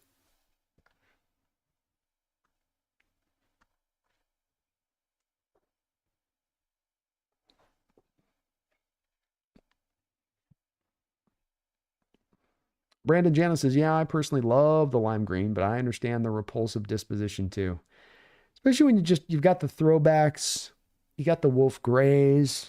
I mean, when that's sitting in your closet, why go to the spandex when you got the swaggy suit in the closet? It's all pressed. We're gonna go to the spandex, really? That's what we're rocking with the fanny pack? Really? Spandex in a fanny pack. We got the suit in the closet. Okay.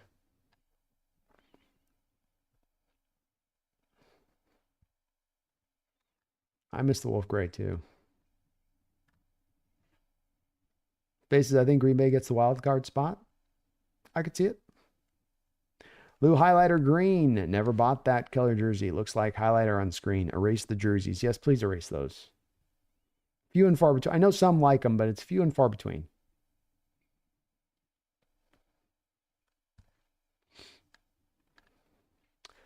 Mark Sanchez, thank you for the $5 donation. Appreciate all your support today as well. Says non-football.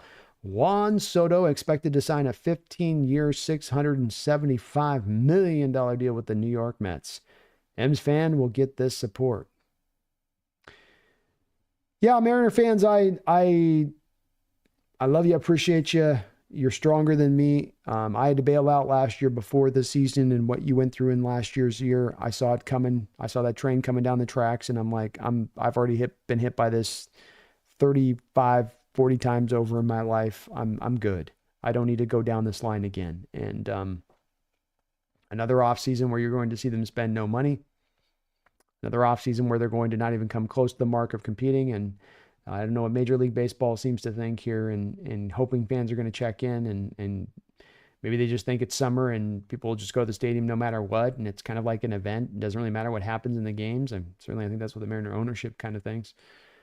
But you're never going to compete by just hoping that you're going to luckily land there by building up some super farm system. You've got to spend money. You got to be willing to open up the pocketbook. And it saddens me to see the Mariners organization as unwilling, but they're unwilling. And the Ohtani deal last year is almost the biggest slap in the face for the deal that he signed with the Dodgers, where that's the exact kind of deal that Mariners should have been in on. And you knew he would have wanted to come here, but they're not changing their ways. And God bless you if you can hang on with this Mariner team and you got hope in your heart and all that other stuff. But I'm telling you, and watching them for 4 decades, this story ain't changing anytime soon until they change their approach and they're not doing that. And they're unwilling to do it. No, it annoys the hell out of me, Mark, because this Mariner fan base has been as dedicated as a baseball fan base as you'll find the last 20 years of this sport. It has not been a consistent winning organization, yet they fill that stadium up every single summer. They deserve better. They deserve better, man. Thank you, though, Mark. And Soto, that's a lot of money. It's a lot of money to spend, but that's the price you pay in baseball. $1 billion. Makes that Julio Rodriguez contract look all that much better in retrospect, though, I'll tell you that. Every new deal that gets signed, you're like, thank God they got ahead of that one at least. Hand grenade, I'd like to see him just modify the throwbacks, yeah. Kieran says, let's all be honest. The action green is like a cloak for a player. The green is field, the uniform is green, defense can be better predators. Boom. I guess that's true. I guess that is true. Tony Angel says they should bring back the 2010 classics. I don't know. Those were a little rough.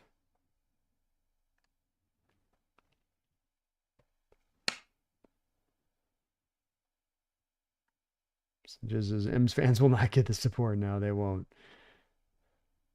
Mike, if you told me before the year started that the Hawks be 8-5 with a rookie head coach, rookie NFL play caller and offense, and in his first in the division, I'd take that all day, every day. Me too, Mike. I think pretty much every Hawk fan would. And this is not something that historically you tend to get. New coach going into a new environment is atypically going to lose. Is going to lose in that first season. And there are some places and times, I think in the Hawks history, for instance, I think maybe Knox and maybe Holmgren got in and won really initially right out the gate in their first year. But to do that with those two guys, you had guys that had coached before, that had been successful head coaches before, that knew how to hit the ground running. McDonald, this is a new head coach. And you're right, to do this with this guy and know the history of new coaches and how they come in and to be in first place like this. And as I said, is just a cherry on the top of this, Mike. If you're already this right now with this new head coach and him still kind of getting everything fine-tuned and working out the kinks, what's it going to be like when you get him to next year and everyone's on the same page and everyone knows what time it is, and he's not onboarding his scheme in training camp and just trying to teach the basics, but he can get onto the real advanced stuff. And that's where they get very dangerous.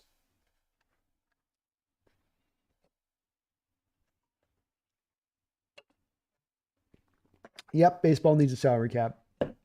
That's the first place you'd begin. And then a salary floor that forces owners to spend a bare minimum amount. Nikita Tebow says, congratulations on your win over the Cardinals. Thank you, Nikita. Appreciate you watching tonight. Feels good win from the Hawk fan perspective of things on this one. Solid dub for us. We feel really good about this year and where we're going. I think you're a Cardinal fan, and props to your team. They played really hard today. I don't think the Cardinal fan, if you're listening to this, there's no reason to hang your head or feel bad about this team. I know there's some questions with Kyler, but you got to look at this year and always put the year in perspective, like my Hawk fans need to do with the Seahawks team in that first year of this head coach, and to be at this place they're at and understand what a smashing success this is, regardless of the noise you might make into the playoffs. Cardinal team the same way. Gannon took over that team. Unlike what McDonald got to inherit here, which was actually some talent in the cupboard, that was a team that didn't have some talent in the cupboard. And he had to start from square one with that team. And I think they've taken a slow, good, patient approach there to build this right. They're going to have over $100 million to spend this offseason. They have guys like Ojulari coming back next year, who's going to help in that pass rush. Darius Robinson another year forward. So the future is still very bright for the Cardinals. And I think the next couple of years in this division, I do see the Rams having to reset this. I do see the Niners having to reset this. I think it's going to be us and the Cardinals duking it out as we go through into the future. Dune Moose, we need a 200-seat section at Lumen called Pumpkin's Patch where we could all hang together and get loud. Let's go, Dune. I like that. If people have, let me know. We'll try to maybe set something up. Probably have to do like a 300-seat. 200-seat might be a little bit pricey for some out there on that. Jordan says Mariners are just going to Mariner. They are. It's brutal to watch. It'd be one thing if our fans checked out. This is the part that just annoys the hell out of me. So one thing if we didn't build your dumb ass owners a freaking new ass stadium not 20 years ago. Maybe one thing if we didn't have, if you're still rocking in some old ass archaic 1955 house. I'd get it. It'd be one thing if we didn't show up to that stadium every year and fill it up, but we do. The excuses start to run real thin and don't add up when you backtrack it and go, we're doing all we can as a fan base to support you, yet you're not going to support us. I don't, there's no excuse for it. Someday, maybe. Kieran says there's a reason we dropped the throwbacks, because does the Hawk logo look mean? No. Soft. I like the throwbacks, man. He says, I hate the old logo so much, viscerally. Ha ha ha. Tony Angel, Ernest Jones was a great signing. We had to trade for him, Tony, but his addition has made a world of difference. I do prefer the old bird myself, too. It feels more Pacific Northwesty. Kieran's out on it, though. BP says, if Oregon wins the Natty, UW needs a revamp on how they approach recruiting and winning. It's a new age, new dawn, new era here, NIL. Everyone's trying to learn this new landscape. And when you've got a guy like Phil Knight with the Nike billions at his back, and I'm not going to try to be morbid with this, but not a guy with a lot of time left, who I'm sure he's got that Jerry Jones thing going of, I'm gonna get a championship before I die here at Oregon. I don't know if UW can match that kind of pocketbook that he can drop. That's a lot that gets hard to do, and that's what the new era is about in college football. He who spends the most will help himself out the best. Still need the coaching, still need to develop, still need to bring it all together, but it's a big advantage to be able to swing that big wallet. Hoy's Hand Grenade, y'all see the Redskins logo and name might come back in 25? Yes. And good on the NFL to bring it back. Commanders has never worked. It sounds like there's even a push from some of the Native American communities out there for this to be returned, and I'm happy to see it. It feels right, them going back. And we are, folks, going to have some issues with the stream here. I've had like 45 instances of drop rates and stuff here since we started just this restream up. So you might be getting a little bit of glitchiness. Just kind of YouTube's on the fritz tonight. I don't know what's going on exactly, but something's going down. Mike says, Gannon on the cards has been way better than expected. Those pew pew pews pack a little punch over there. They do. They do. True phasers. He didn't turn him to phase. He didn't turn him to stun.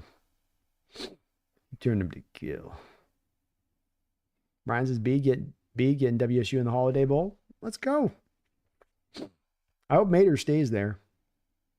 Talk about the NIL and people. Imagine Oregon rips off Mater from WSU. You might have the Cougars and Huskies together for once on something, huh? Jeffrey Ball, thank you for the $5 donation, Jeffrey. Where would you rank Charbonnet's running back performance tonight? Better numbers than K9 has put up between rushing and receiving. Will he get more work? Well, I mean, as far as Charbonnet's performance today, as far as his career performance, this is his best performance. As far as a running back on this season and what's been the best, this has been the best we've had from any running back this year too, Jeffrey. I think comparison is going to get a little bit hard here between Walker and Charbonnet. In the respect of Walker's not had the run blocking opened up for him this year. It just hasn't been there. I don't know that's been there as much for Charbonnet either as well, but I think that until you get to the point of the consistent rushing attack and the holes getting opened up there and to see what the backs can do with that, then it gets tough when these guys are dealing with so much penetration in the backfield. I think you got to find a balance between the two backs. I still think K9 is your lead dog when you're going to want to roll out there by and large, but I think that there's room to have both. I don't think that it has to be one where you roll with just one or the other, that you can find some balance and you can find some mix in there and utilize them at the utmost in that way. But it was a great performance. I think it's as buoyed as much, Jeffrey, by rather than him just going crazy in this game. It was, in one instance, it's you using your passing attack with a certain approach of trying to target your running back a little bit more often. That helps. That's more than you've done at times with Walker out of the backfield. And then it's just more holes being opened up in the running game to make that back more effective, more productive. But he should get a little bit more work, more balance in there. Some of this just comes down to Jeffrey in general, running the ball more consistently. You'll have more third and shorts. You'll move the chains a little bit more. You'll get more drives going. You'll get more instances and opportunities for those running backs to get more touches. When the running game doesn't go and then you become one-dimensional and you end up in those situations, which is 3rd and 9, 3rd and 10, you're not moving the chains as much and you're just in large part not going to have as many opportunities then to go to the run game. It all kind of interworks a little bit there. Interconnects. Excuse me.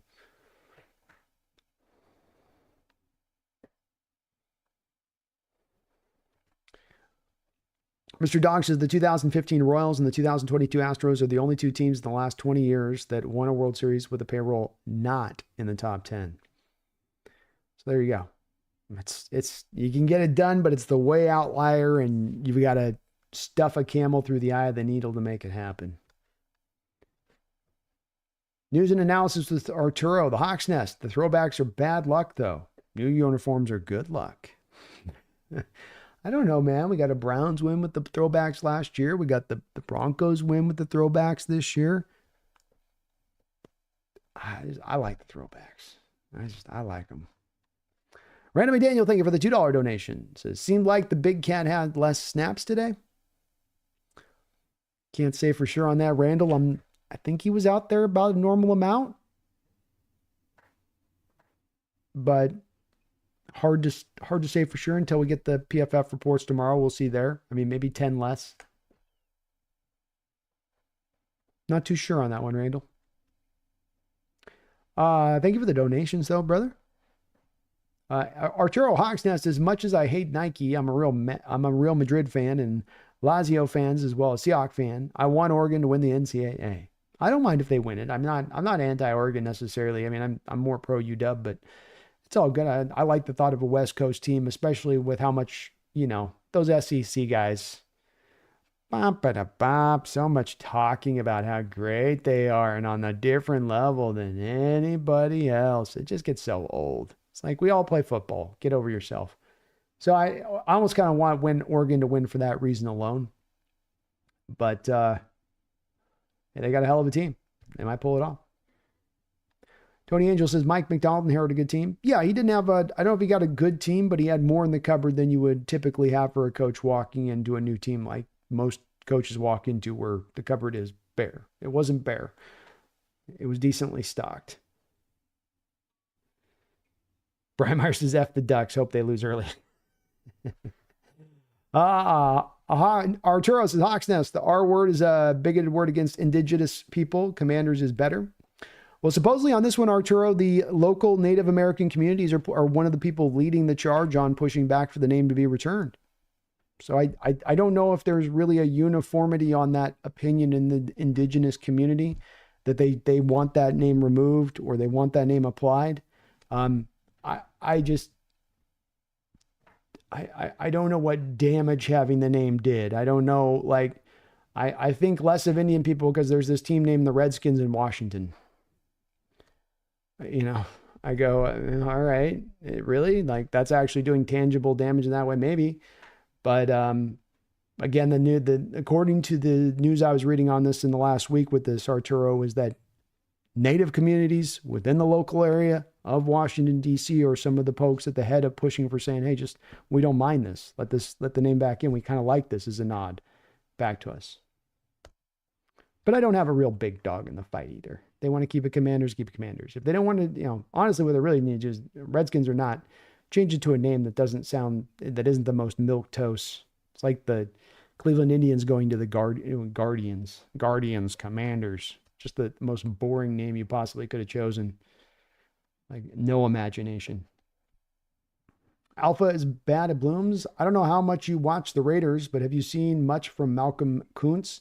He's an edge and a free agent this offseason. I think if Nwosu, RRH, and Draymond are gone, he'd be a great option. I admittedly haven't watched a lot of Raider football.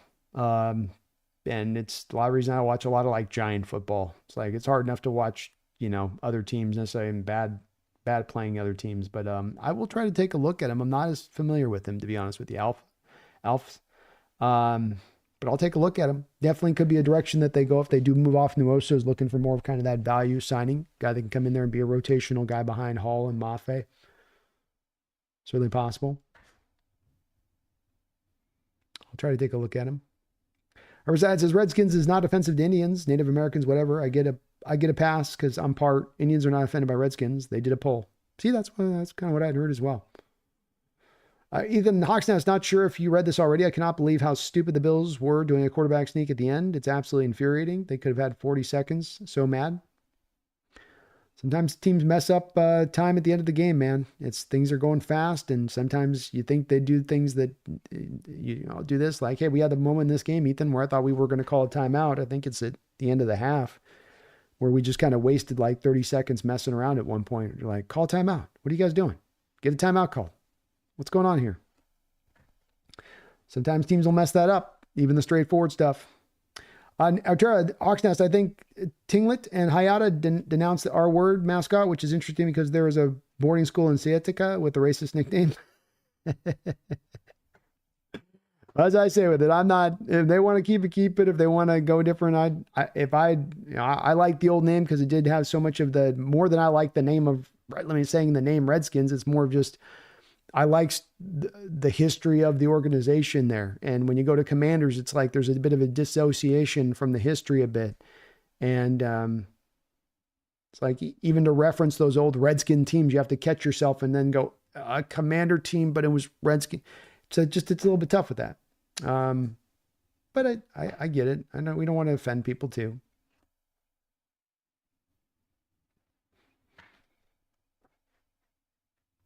Eric Michelet, thank you for the $5 donation, Eric. Cowherd's reaction to our game today is everyone is great on the team and coaching staff except Gino. How does this game make Gino look bad? Shaking my head. Well, Cowherd's an anti-Gino guy, as we've seen from a variety of different folks that are anti-Ginoites, Eric, be it folks within our fan base or nationally, or even some of the guys that I deal with on the round table. I've spoken to this. I think this is another example of this. This is Exhibit F. This would be Exhibit P, Your Honor, Eric. And that is to say, here's another example of someone that, they're going to hold on to this opinion no matter what they see from data on the other side of it to disprove it. And for whatever reason, I think that this does happen to quarterbacks. Narratives take root on quarterbacks bad. And once it starts to take root, that seed's going to sit. It's going to grow. There's nothing you can kind of do to stop it.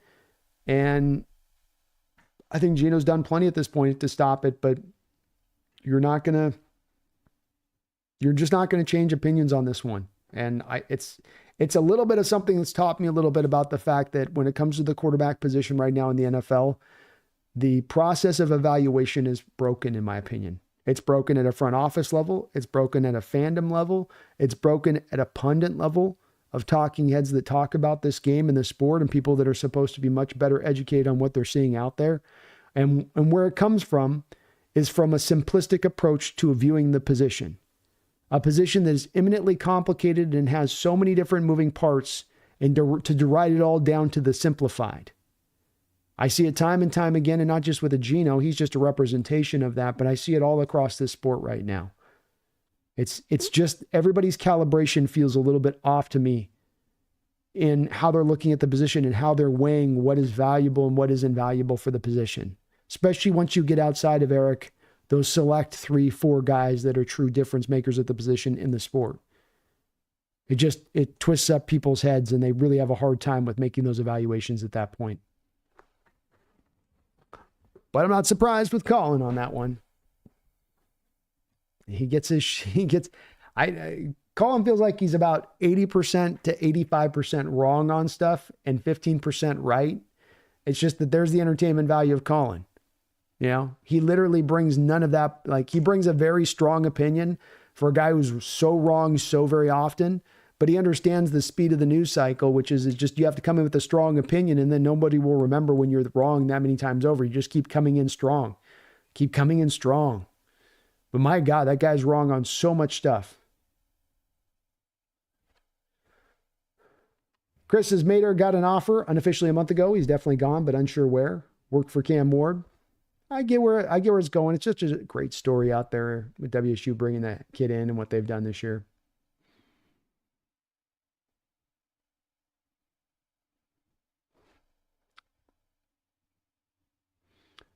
Uh,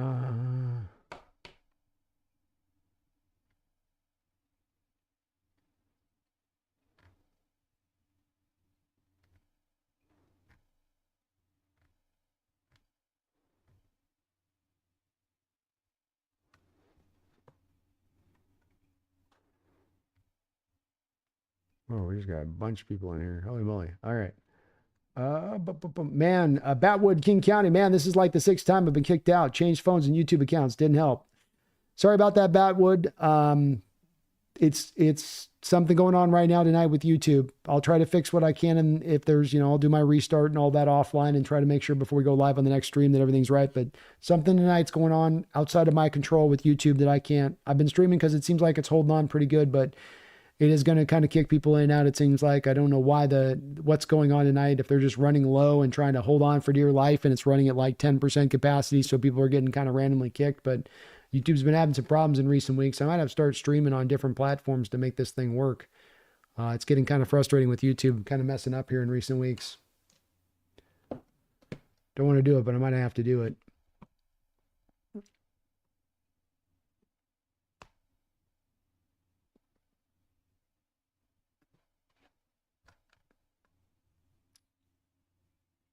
Arturo, Hawks Nest. Every time I rock my throwback beanie, the Seahawks lose. Every time I wear my new beanie or my Sounders snapback, the Seahawks win. Oh. Well, I mean, that's an individual thing, though. And you've got to keep not wearing the throwback. You can still own it. You just only get to wear it in the off season. That's the new rule here, Arturo. It's basically like the word of God at that point. The universe is telling you something.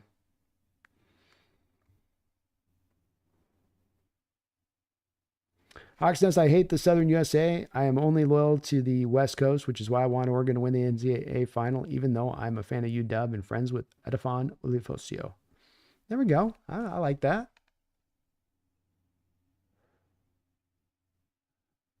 Arturo says, Hawksnest, maybe ask Tinglet and Hayata and Juneau or in Seattle.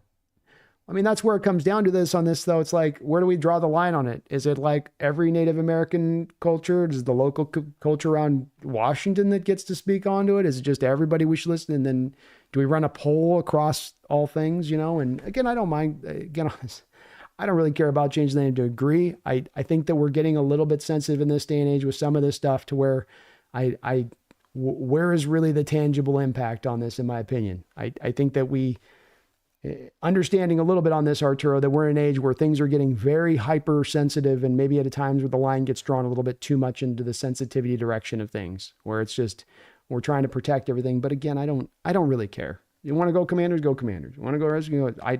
I think though they say, well, the local fan base in Washington and local reservations in Washington and uniformity signed off and said, we don't view it this way. Well, then does a tribe out in Juneau, Alaska for what they're saying and why? I mean, it gets kind of, see where it starts to get tough to pair and kind of ridiculous at that point where the Juneau people go, hey, we're taking offense, but the people in the local Washington area of DC are saying, no, we like this. We grew up on this tradition. We love this team and that name as we grew up. It was a point of this, which side wins out on that? I don't know. I think at the end of the day, this is why the whole name change in the first place becomes a point of ridiculousness where it ends up taking all of this time and all of this discussion and all of this hand wringing and for something that really, in my opinion, is not that big of a deal in the grand scheme of things of life. With all the issues and things we have in the world, that this is at the forefront, to me is kind of like, okay.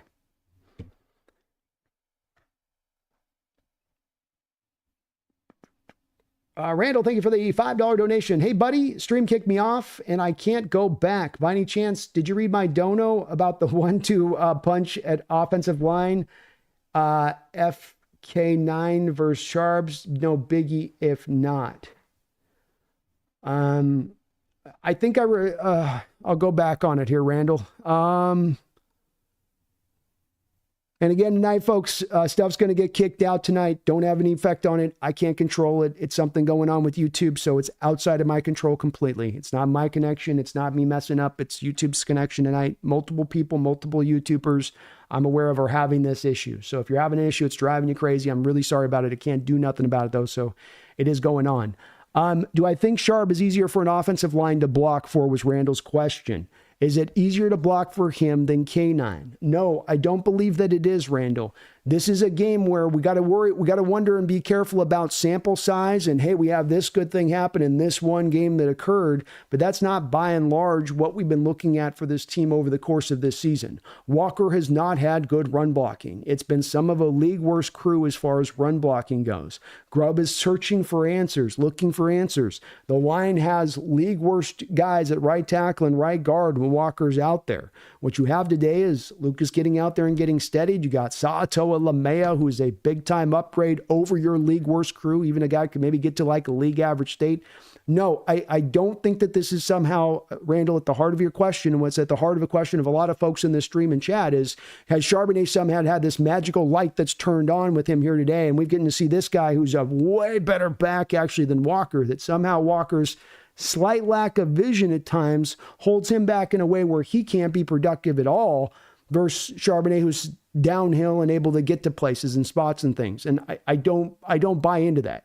What Charbonnet got to benefit from in this game is the continued defensive performance, which is getting the ball back to the offense, which Walker did also not have at all times this year when he's been the lead dog out there. But then number two, he got way more consistent holes being opened up in front of them. Was that Charbonnet out there, Randall, today making some cut, going from the front side of the hole to the back side of the hole, and he hits the back side of the hole, and oh my God, how did he get the vision to find that hole? Or was it your two guys pulling back in space in the gap scheme and getting out in front and blowing that hole open for Charbonnet so that he was able to run through that hole untouched and get up to speed and get downhill and then get into that secondary? So it's the holes get open. Open the holes up for Walker. Walker will find some effectiveness. Open them up more consistently. You're not going to make Walker feel like he's got to dance all the time when you're not getting him hit in the backfield. But I think Walker would have put up every bit of much of the same kind of day-to-day that Charbonnet did if you had him out there. It's just that you haven't been putting this run blocking out there in that way. We got a couple donos in here. Let me catch on up here, folks. I don't want to get too far behind on this. Randall with another $5 donation. Thank you, Randall. Team is quietly rounding into their form at the right time. Offense is making strides every week. This doesn't have to be the 0-1 Rams for us to make a run. No, it doesn't, Randall. You can certainly go and make a run right now with the team that you have put together, with a team that defensively can hold teams to under 20 points a game. You play to that. You've got a good special teams unit in Dixon and Myers and what they can get done on their side of it. So offensively, might be some games here where you just need to do just enough. You just need to not turn over the ball. You just need to move the drive and keep the time of possession equal. And that's the way that this is played out through the back half of the season. And the offense would be well advised on this, Randall, to keep and pay that attention every week and understand what they need to do and accomplish every week to go get that win. You'd like to go put up a lot of points on the board, but if the defense is going to be playing where they're playing, you don't have to necessarily do that. You're right. They don't have to be the greatest show on turf to go make a run. They certainly don't. Just need to stay consistent, need to put up 20, 24, 25, 26 points on the board, and you can go and make noise in the playoffs. It's also the type of defense that'll travel into the playoffs. So, yep. Round into your best shape at the right time is right, Randall. Get into your strongest form by the end of the season, potentially be at your healthiest by the end of the season as they sort of look right now as we're motoring our way to the finish as it sort of stands right now. And if you can do that, if you can get that home playoff game, if you can get that third playoff seed going into it, anything is possible at that point, brother. Anything is possible. Real Cheese, thank you for the $5 donation to Real Cheese. He says, I'm native, and when I saw the Skins name, it made me feel weird. Care to get rid of it, but I don't really want it. Didn't care to get rid of it, but I don't really want it back either. Well, that's fair enough. And to get on it, I don't want to go into a debate on it because I don't really care. That's one of those places sometimes, Real Cheese, there'll be a tendency on this channel where I might have a casual opinion on something, don't want to fight it, don't want to be dying in a trench, ain't trying to stand on that hill and fight the battle. I'm a Seattle Seahawks fan. I'm not a Washington Commander, whatever fan on that side of it. So they can make the name whatever they want to be. I don't give a good, godly, good GF, what they do with it. So they can pick wherever they want to go with it. Just in general, just what my general opinion was, just where I stood with it. But I don't really care when it comes down to it. I don't really care. Randall, thank you for the $2 donation. Cowherd still on Mark Rogers' payroll. Very well may be. Very well may be. And boy, he definitely helped it back in the day to grease the wheels and getting Russ out of town and throwing his shade around as he did. And sometimes where I have a big bone to pick with Cowherd as a Pacific Northwest son, as a kind of Seattle-ish. I think it was Bellingham is what he grew up in. But as a guy that just, he's good at what he does. He definitely is. I wish he would just do a little bit more working to verify that he's sure of an opinion he wants to have so strongly, as opposed to just sort of picking what he thinks is going to be a strong opinion to get him clicks. That's where I think with him, he's very much in that cynical place in doing this kind of thing through these years of, I'm going to play the game rather than be always honest and truthful and forthright. And as evidenced by that Mark Rogers connection that he has there, Randall.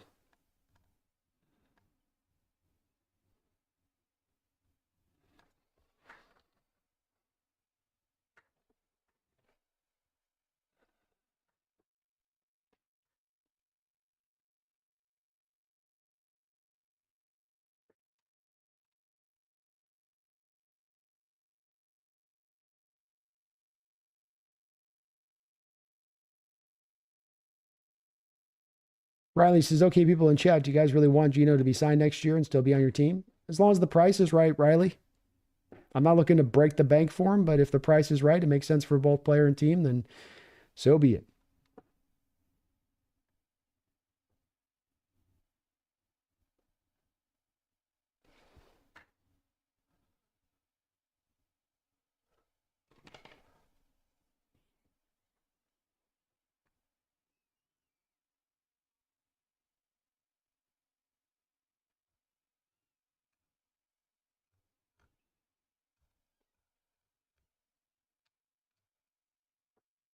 And just as a note, we have a lot of inner chat going on right now into the chat, which is great to see. Just if you do have a question you want me to read or something directly that you've seen that I missed, make sure please you put Hawks Nest, Brando, BHN. That way I know I can just quickly scan through the many comments that we've got in the chat tonight. Great to see the turnout. I really appreciate you guys all for joining in tonight.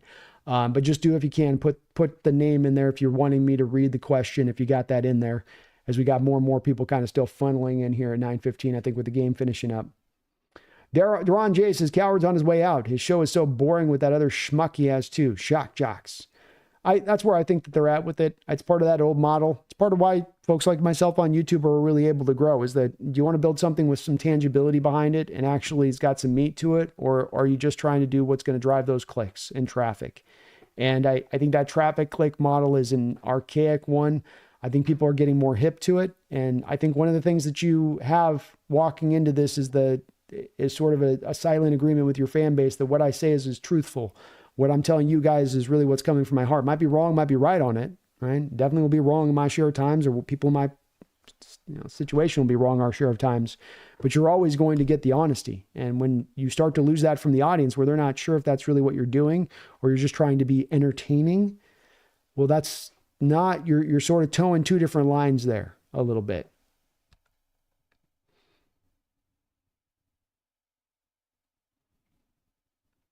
Tony Wright, good evening, Brandon, and congrats on Seattle's rise to leading your division at 8-5 with your games to go.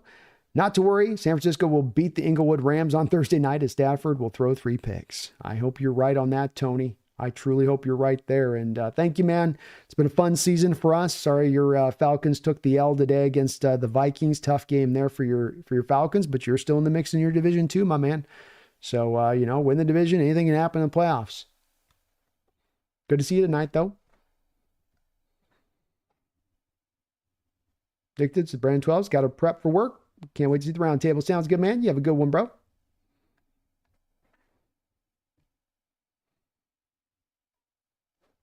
Yeah, Randall, I think Charbonnet's, I think it's good to see him take the steps here, but I still think Walker's the difference maker between the two. And you give Walker more of those clean holes, Randall. Give him more of the consistent clean holes and less of feeling like, I get my first carry, I'm hitting the backfield. I get my second carry, I'm hitting the backfield. I get my third carry, I'm hitting the backfield. I get my fourth carry, there's a hole there, but I'm acting like I'm going to get hit in the backfield because I'm starting to get that sense of it. Versus the first 3-4 carries, there's actually been some holes. I can trust in that front side hole to be there. Have a good one, Megan.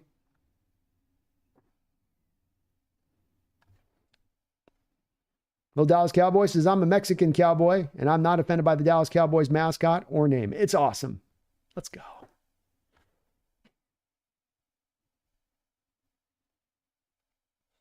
JL says, it seems like it's been a while since our last Sunday night game. Time to show out, stop Jacobs, and force Love to beat us with his arm. Amen. Amen. Iban, the Celts, Basque people, Holy Grail are the real Native Americans, Tartarians. But the doomed Judeo-Christian Madrid Spain hid this fact. That's why we don't have a spiritual awakening. Look it up. I know about Tartaria. There we go. We're going deep. Deep.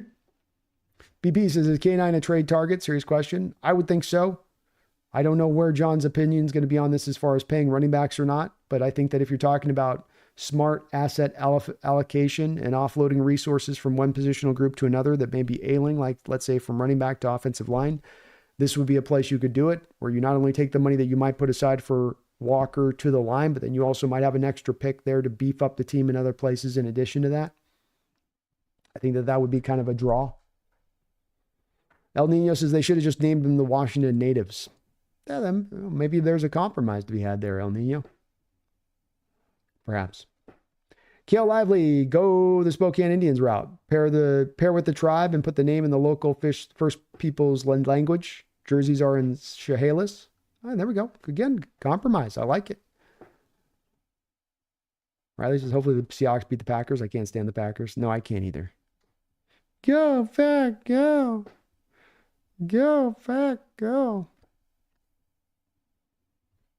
Young Bido, it's not Brandon's fault. YouTube keeps forwarding me to the next videos midstream.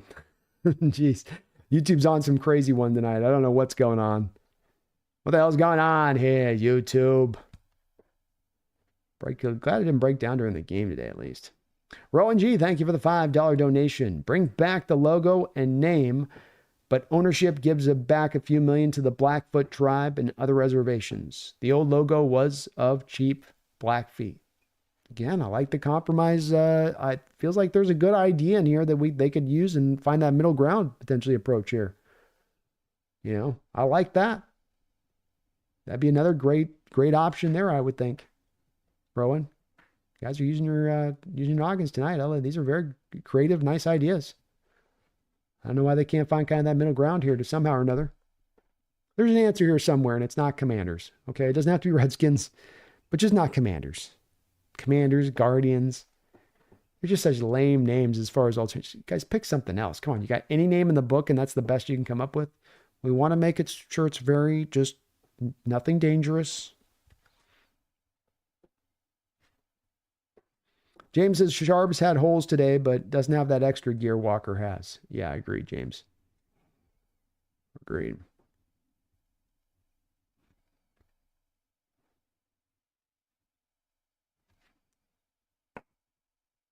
Brandon shocked. You don't think Walker does too much dancing? Walker definitely has crazy good ability, but his style doesn't fit well right now. No, I do think there's times he's done too much dancing. I think, though, that some of this is inherently broken out of the same sort of thing of when you get Brandon, a quarterback who sees ghosts. If I take a running back in a game and I just take that one game in a vacuum and he's dancing around too much, that's one thing, right?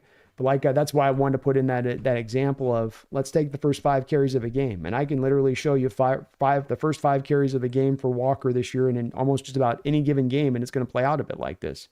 First run, penetration in the backfield, hammered right after he gets the ball, spins out of this, ducks out of that, has to dance by necessity.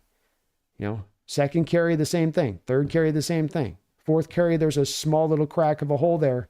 And does he maybe dance out of it where you're starting to, that early, that early impact, that early hit in the backfield, that penetration that shouldn't be there.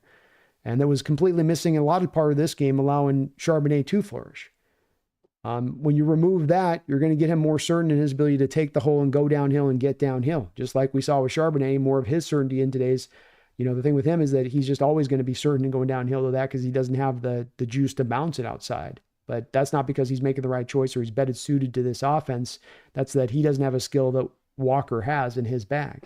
So I maintain that you put Walker in a position to actually give him those holes. He'll be able to take full well advantage of them, but you're not giving him those holes. There's not one game this year really that you've given Walker consistent holes to run throughout the course of the game. Like there's a couple games here and there in like the late third quarters you've opened up a little bit for him, but it's been as bad as you're going to find as far as a situation across the league in that manner. And again, too, with Charbonnet, this is not Charbonnet's done this in every game he's walking out there, or every time he's getting carries, he's going out there and he's so much better of a back. Has his yard per carry average up over Walker, but yeah, some of that really on a sample size too versus Walker's carries. And I don't know, maybe folks, you disagree with me on this one. That's cool with it. And I get the stance on it where maybe you guys feel Charbonnet's better, but I don't think he is. I think it's all boils down to the run blocking got way better today. It was as good as we've seen at all times this year. And Charbonnet's a talented back who, if you give him actual holes, he can punish you. Walker's a very talented back. You give him holes, he can punish you or punish the opposition with that.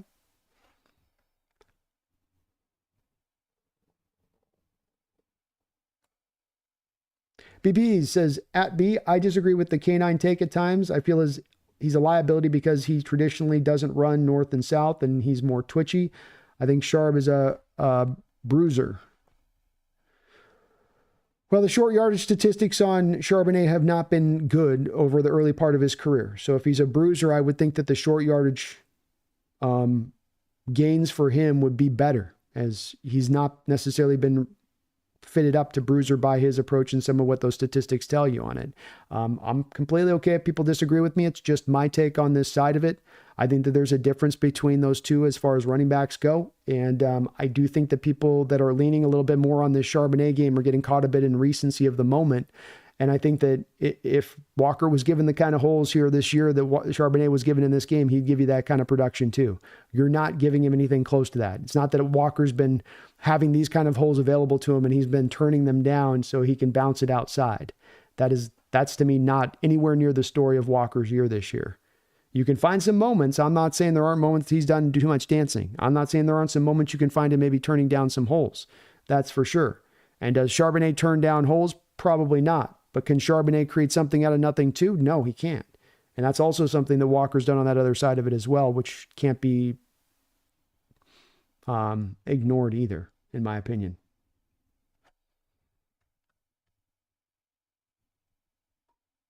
James Peters, I love some of the pancake blocks today. It was nice to see the double peel off by Lamea, hoping Oluwatimi can lose a little bit of weight so he's a little more athletic peeling off. We'll see on that with him.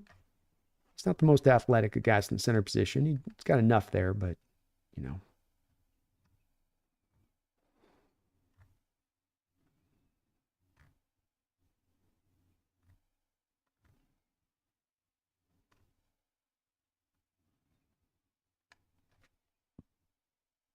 CJ Brandon, I think our defense can compete with the Rams offense for sure, but week 18 being in SoFi scares me. I don't see the refs letting us out there with a win, not with the playoffs on the line. Maybe not. Don't want it to come down to that game for sure, CJ. We can take care of business and we can make it to where that game, I think, potentially doesn't have to matter if we can just handle business, but it may be that there's no avoiding it. It's going to come down to that too.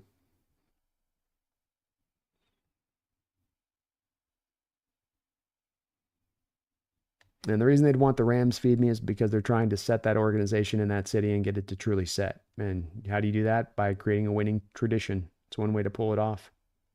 Folks, do please hit that like button. I know you're dealing with some stream issues today, and I am sorry about those. But if you could hit that like button, as folks are mentioning in the chat, would help me out tremendously in growth and all of that.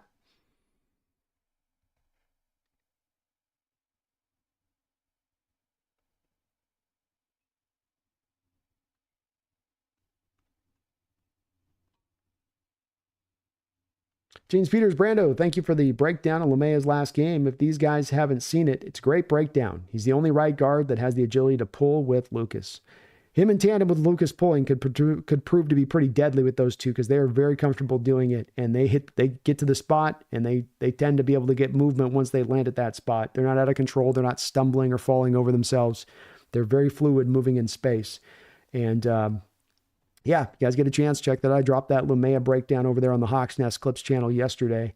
If you want to check a little bit more into the All-22 on his game from the Jets last week. Good stuff. Orlando Roca. So if Geno wants too much money, how confident are you in how or a rookie quarterback can at least replicate what Geno has done the last couple of seasons? Well, there's a little bit more to it than that, of course, at play here, Orlando, because if you're going to go with the Hal route or you're going to go draft a quarterback in this draft, you're also going to then build up the team bigger and better and badder as well, because you're not spending that money on Geno Smith. So it's a stronger team that you're also potentially able to build. Am I confident in Howell? I'm not as confident in Howell as I am in Geno. Whoever the other option would not be as confident as I am in Geno. But there's a price that I'm willing to pay up to on Geno, and there's a price I don't want to pay past on Geno.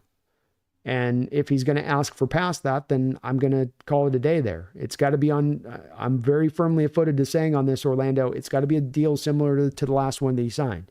You can make through the first 2 years of the deal, about 7% of the cap on the first 2 years of the deal is what we're going to pay you. That's a good deal. That's good money. That's more money in your pocket. That's guaranteed money. That's bonus money. But I'm not paying you up at the top of the part. And if it's at that spot, I would trust more in the process of going much cheaper at the quarterback position, building the team up much bigger, much better in other areas, and trusting in that process. As I've said on this, you can go back to 10 years ago, and we got to a Super Bowl and won a Super Bowl on this very approach. And we went to back-to-back Super Bowls on this very approach. So I think it's a blueprint that's worked once before, worked recently, worked with the same front office that's in place right now. I don't see why it couldn't work again. Could you have a Sam Howell and, go take a third-round guy like Jalen Milroe and have those two guys duke it out in training camp, let the best man win, and run a little bit of a restricted offense, a manufactured offense, heavy on the run, a much improved offensive line with a dominant defense and a great special teams unit? Yeah, I think that team can compete for a Super Bowl. But I'm also way more open-minded, I'll say on this, Orlando, than some are about pathways to getting to a Super Bowl and what you need to get to a Super Bowl. As some will tell you have to have the guy. You've got to have the magical man as your quarterback to make it happen. The rest of the stuff doesn't matter. It's just that. Or the rest of the stuff kind of matters, but more the quarterback matters. Arturo says, Hawks Nest, Coward grew up in Grayland, Washington, which is close to Gray Harbor. Oh, okay. Thought he'd said Bellingham. I was misremembering. I'm getting old on it, Arturo. Mike Skinner, Michael Dixon is the greatest football player to ever touch this earth. Injuries is more inconvenience for the great number 4 king as the best punter in NFL history. Pack him as the best punter in NFL history. Sure what you're asking on that one. Brandon Schott. CJ, it's opinions like that give all of his fans 50%. Sorry, CJ, on that. You're speaking, CJ. Brandon, how is it in Cali versus Spokane during the winter? You all out there surfing? It's much nicer. I don't miss the cold weather of winter right now. You get to go on walks midday and the sun's out. It's beautiful 75-degree weather, and it's just ideal. And I love it. I love being warm. I hate being cold. Keon says, no wonder Colin Cowherd has crackhead opinions. Randall, thank you for another $2 donation, buddy. Appreciate you for that. I want K9 and Sharp to both get 10 to 15 touches.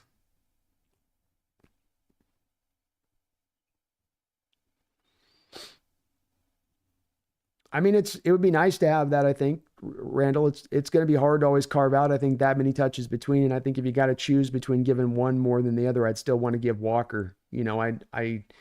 There is a little something to having a running back being able to keep his feel through the game and work through, but there's room to find both with their share of touches and to have their impact on the game.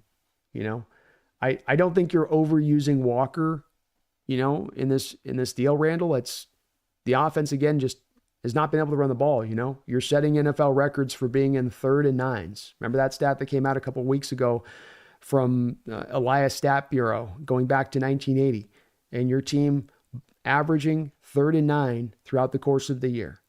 And you're averaging 3rd and 9 because you cannot run the ball. And, whether it's Walker or whether it's Charbonnet, I think it's, to me, Randall, where we come down on this discussion between the two of us on this. And it's really, again, this is really actually a good point of discussion because it's a little bit like the by and large nature of this grander discussion and play with running backs. Do running backs matter? Does offensive line matter? Does a star running back over top of the offensive line matter? Does this matter? Does that matter? What's more important? Which is the one that carries more weight? Who's going to determine more success? Who's going to, Randall, you can throw out K9, you can throw out Charbonnet. Give me a line and put McIntosh behind it.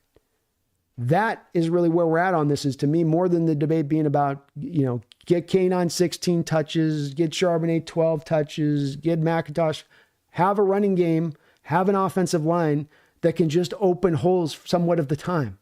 Middle of the road. The offensive performance in this game from this offensive line was great as far as pass protection goes. The run blocking was pretty good, but it's not a dominant effort of an offensive line versus other teams out the league here, So it's to me, it's whoever it is you're going to have back there toting the rock. If there's holes actually being opened up for those guys, I don't know that I lean to one going, this guy's going to be way more by this, or this guy's way more effective than that by that. I just say it really comes down to get the holes opened up. And I know that Walker's been beat up, and I'm completely open to the load balance issue on this side of it, but I don't think that you've overused Walker or just kind of forgotten about Charbonnet on this one, Randall. I think it's more of just that you don't run the ball well enough. You don't move the chains well enough to consistently keep your offense on the football field by and large throughout the course of this season.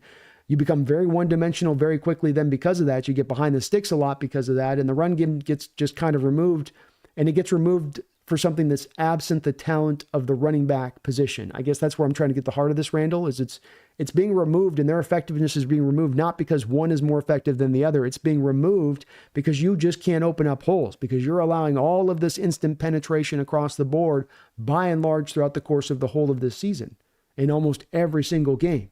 Even a Bronco game where you run deep into the third quarter. Even a Miami Dolphin game that Zach Charbonnet started, he was not running well in the first, not getting yards in the second, not getting yards halfway into the third quarter, and then bang, you started to kind of break on through a little bit. But if the holes are not there, the running back effectiveness will also not be there. And that's where I don't get caught too much on where the touches have got to go. It's more of, can you find creativity from Grubb's standpoint and diversify the rushing attack? Can you create the holes in the running game? And if you do that, these backs will find the yards. If you don't do that, you're going to get restricted offensively. You're going to turn one-dimensional. You're going to end up in those 3rd and 9s. And once again, even today, Randall, with the running game where it was, again, you were at a large part of this day averaging 3rd and 9 in where you were living. And it's just going to get tough to convert those first downs and keep the consistent chains moving. And then with the consistent chains moving, having the rushing attempts you're talking about, having those 30 attempts that are available for you as you're also passing another 35 times to get off the 65 plays for a game. You got to have the chains moving to make that happen. And that means getting out of those 3rd and 8s, which means getting more effective run plays on earlier downs, which has been the real, to me, missing element, by and large there, Randall, and what we've seen from this team throughout this year.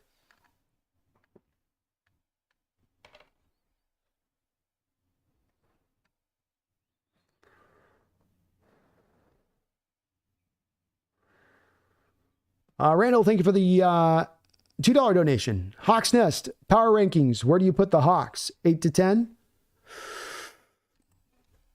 Good question.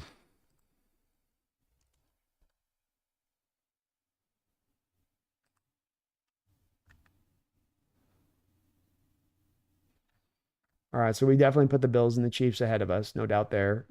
Probably got to put the Steelers ahead of us.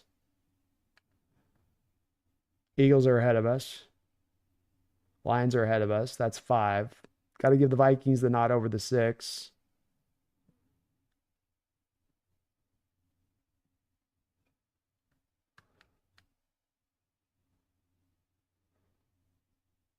Yeah, I think you're right, Randall. I'd probably put the Ravens at 7, and then Seattle would be your 8. So solid. Only the Lions. I'll give us the nod over the. I know the Packers technically have a better win than us, so you could maybe say the Packers at technically 8 and us at 9. If you want to be a dick. But I like us a little bit better. Probably the Packers have a stronger argument, being that they've got a tougher division to go through, kind of theoretically, than we do. I guess we'll learn this week on whether we're 8 or 9 after this Sunday, right, Randall? If they come and beat you in your house. But you're in the right spot. I wouldn't put us at past 10. That's for sure.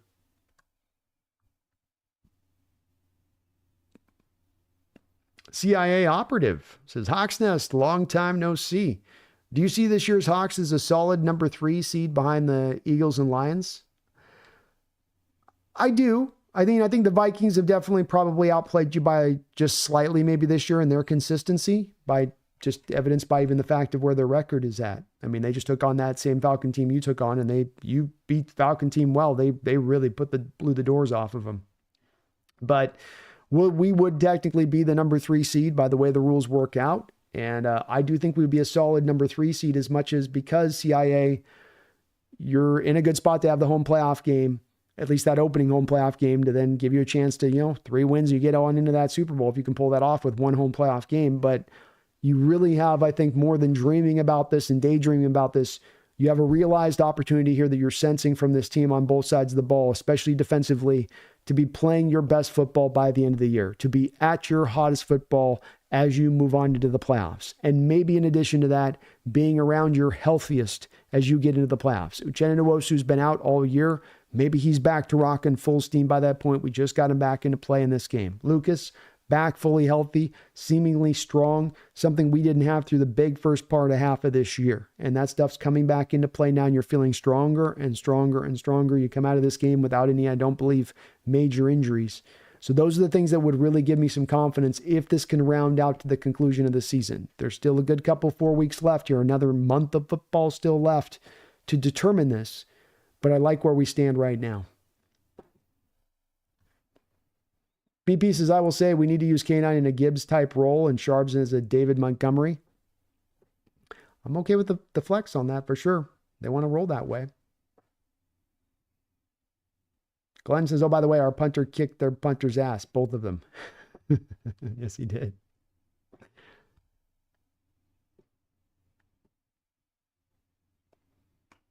And Joe says, Mud Flood Conspiracy is one of my faves. That is a good one. The Tartaria one's a crazy. That's pretty in-depth one on the conspiracy front. Pretty in-depth. Says, I almost want to go back to the AFC sometimes. Just beat the hell out of those teams more. Well, they said we thought the AFC was going to be stronger this year, but the NFC ended up turning around pretty good, didn't it? Brandon says, absolutely, Brandon, sir, you are genuine. Top-notch content, and who the hell on any major network is going to stream for 7+ hours for any stream? Steven would have had an aneurysm after hour 2. That's right, man. That's right. We got our own little unique niche on this side of it. And yeah, I'll be wrong many different times, but I really always feel, and especially when I'm creating content, I make sure of this when I'm going through and thinking about what I want to create for you guys or put out there, is that it is what I will believe that I tell you guys. That is that you're never gonna have to question with me of whether or not I'm parsing what I'm saying or not, just giving you at least the honesty. So I think that's what it really has got to be, a bare bones requirement on this. And if you don't do that, it's going to stick out like a sore thumb.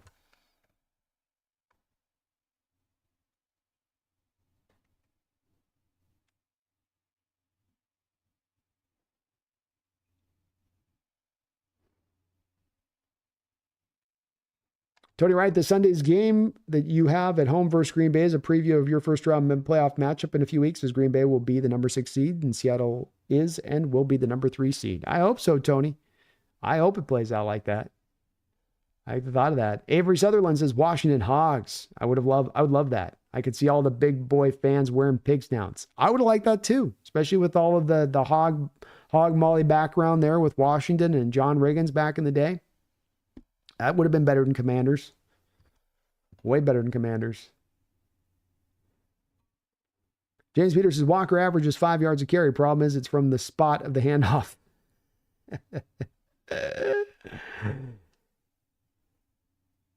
It's true. Al Sparkle, good eye. They're developing bad habits. The first 4 runs, he has to juke, and the 5th time, it's like, boy cries wolf. Yeah. It's the same, and it's the same thing just to consistently be there. Our Sparkle is the thing with Geno, where you get Geno under pressure on the first throw, Geno under pressure on the second throw, quasi pressure to the third throw where he's got a guy breathing down his throat. You get a full game of that where over half of his snaps he's under pressure. You get a guy jumpy. It's just human nature. And you don't just see with a guy like Geno, you see with any quarterbacks. You go show me pressure rates at the high rate where we've been with quarterbacks in recent NFL history, I will show you a jumpy quarterback. You show me a line that can't create holes for the running back, and you get deep into a season, I will show you a jumpy running back behind that line. That's where we always come back to. The answers always lead back to the same place here right now with this team and the future and what we need to do going into the future, which is offensive line. Offensive line.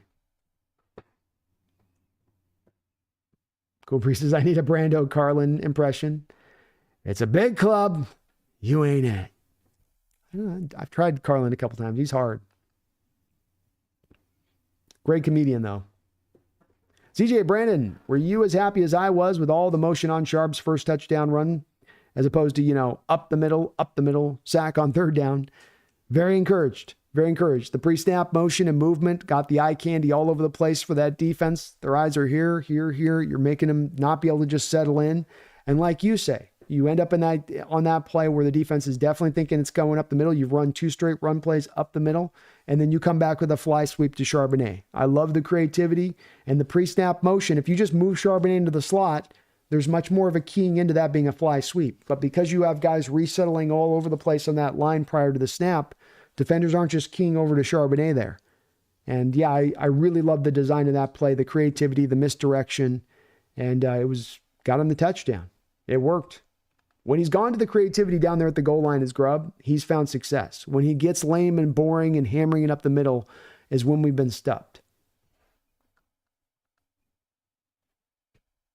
Mike Skinner says Kenneth Walker's the second best player in the offense. Dude's the top 3 running back right now behind Saquon and Henry. Walker can house call it every time he touches the ball. Well, to your point on that, Mike, Walker came into this game as your highest rated player by PFF of any positional player on this roster. Better than Leonard Williams as a defensive lineman, better than Geno as a quarterback and how he's playing, better than JSN as a wide receiver and how he's playing and how he's graded. Nobody has a higher grade for their positional group than Kenneth Walker. Or besides Hawks Nest, George Carlin. I wish I had a George Carlin. I can maybe do some of his bits, but I don't have a good Carlin on deck. I'm working on another one right now. I'm not going to bring him out until I got it right, but I'm working on another one in the background on an impression here. Oh, I know. I've watched many of George Carlin's specials.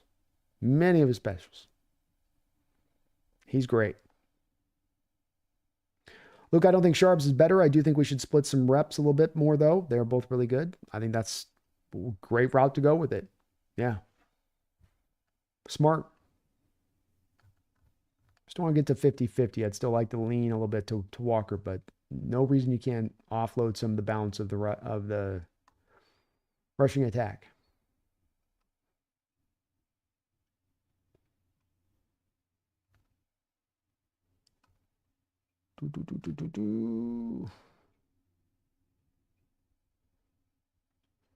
Playlist, how come people say we basically have a 3-game lead in division? I don't know, man. We don't have a 3-game lead, that's for sure. Arturo, the Hawks Nest. Should the Seahawks use my former classmate and practice squad player as a fullback? He played a little bit of fullback in high school at Diamond High in Anchorage. Maybe. What's his 40 time? Glenn says, one thing to consider, Walker has been used as a starter for so many games, and Charbonnet finally gets a chance and has a game that is better than many of Walker's. Arturo, the Hawks Nest. People forget that the offensive line, the tight end, fullback are essential in the offense, especially in an era where people hype up diva receivers. Well, the line of the tight ends are. There's like about 3 teams in the league that got a fullback right now, so it's definitely been more and more removed through. But down by the goal line, especially, it seems to help having a fullback down there.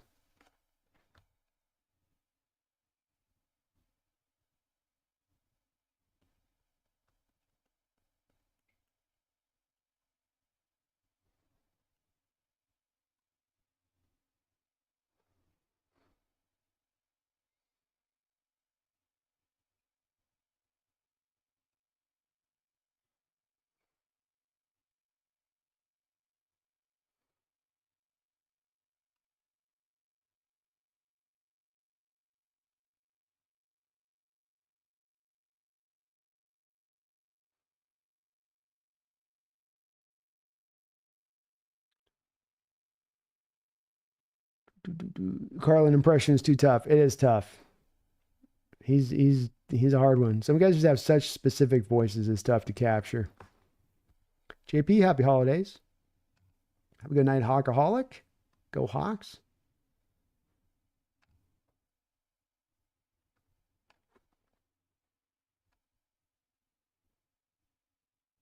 Avery says, don't forget a few years ago, you had 2 4 seeds make the Super Bowl. Ooh, let's go. Get me dreaming big. Washington Warthogs. There you go. That'd make it easier because if you just went Hogs, they'd probably be like, I don't want to be a hog. Who wants to have that as their mascot? What are you going to show a chubby pig that looks like you're going to stuff an apple in their mouth? Yeah, it's true. Warthogs, though, right? Like we name military equipment after that. That's worthwhile, huh? Yeah, I think we're onto something here. I think we're solving this tonight, actually. Tan May, hi B, been a long time. Just joining in. Hope you've been well. What's your assessment so far of next year's draft O-line prospects? I've been pretty encouraged by what I've been able to see so far, Tan May, from these guys. There's some interesting interior offensive linemen. I've not gone deep into it. I'm definitely only about probably 50, 60 prospects deep for this draft, so I haven't even begun to really pull apart and see what's here at the depths. But I've been encouraged by what I've seen so far. We got some definitely second, third rounders in there in some of the grades I put out, and like what we see. A guy like Booker from Alabama could be a guy you could target in on the second round, who could be a tremendous player for you at left guard right out the jump. Seems pretty pro-ready, pro-raid made, but not the only guy. Guys you could look at transitioning from tackle to guard, like a Banks from Texas. So people are talking about this draft being kind of weak, and it may be that case where it's not as strong as recent years, but I do think that there's some value to be found on the line in this draft so far. Admittedly, though, Tan May, I'm just starting to dip my toes into this pool. QB Beats 206. Grubb was running some wicked formations. I loved it. Yeah, more creativity, and I think Grubb is really at his best when he's utilizing a lot of pre-snap motion, post-snap motion, misdirection. When he's at his best and able to really unfurl all that eye candy in every different direction, that's where he's got defenses tentative, and he's got them a little bit on their heels. He's not always been able to engage that at all times this year, but I think he was able to engage that more in this game. Brian Meyer says, Coach Walken, what were the keys to our win today? The keys to the victory, same as ever. You go out, stop the run. James Conner, big back, hard to stop. Put him down on the ground. They come back, run the ball, dominate both lines of scrimmage tremendously. Amazing win. Christopher Walken is happy. Let me ring my cowbell. Ding, ding. Thank you. I don't know what's going on with the Simpsons. I've heard something about the Simpsons thing too there, little Dallas Cowboy. I'm not sure what's going down with them. Can we play the Cardinals every week, says Mike? 18-0 sounds good to me. We're pretty good. We match up well against that team, don't we? Yeah.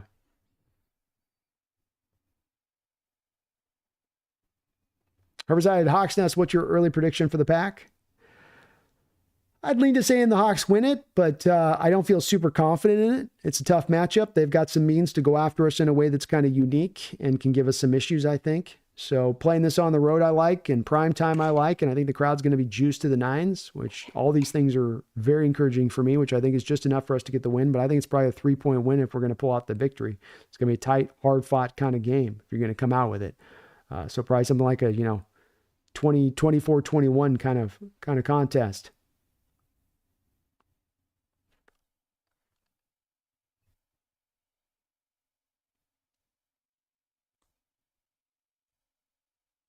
Kevin says, we have so much GD talent on this team. Yes, we do.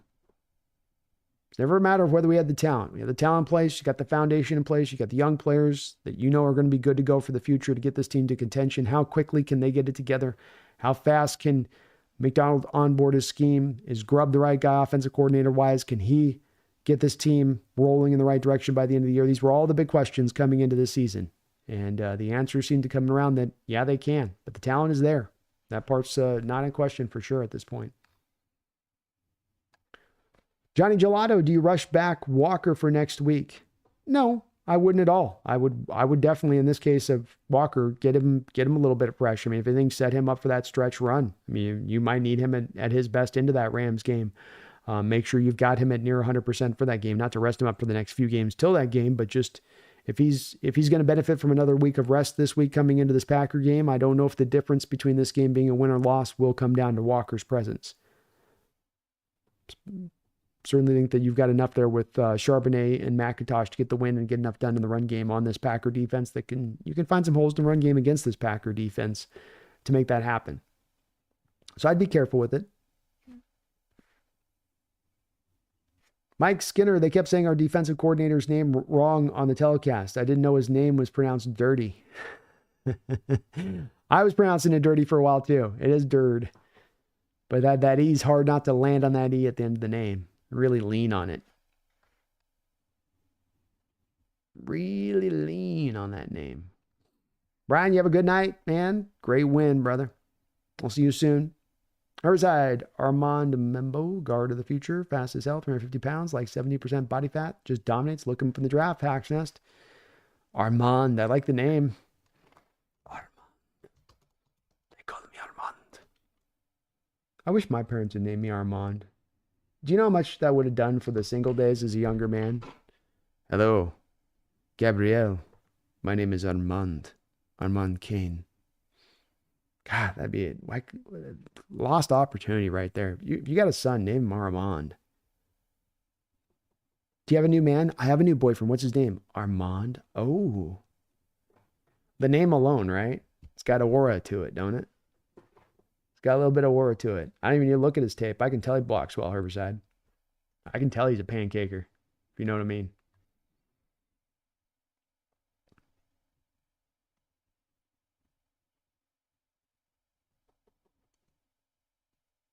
So he's now looking still a little rusty and had what, 2 penalties today? He might have. I think he locked it in his play was pretty solid today. I mean, no sacks given up. I think pretty clean outside of that. But a couple penalties there, yeah.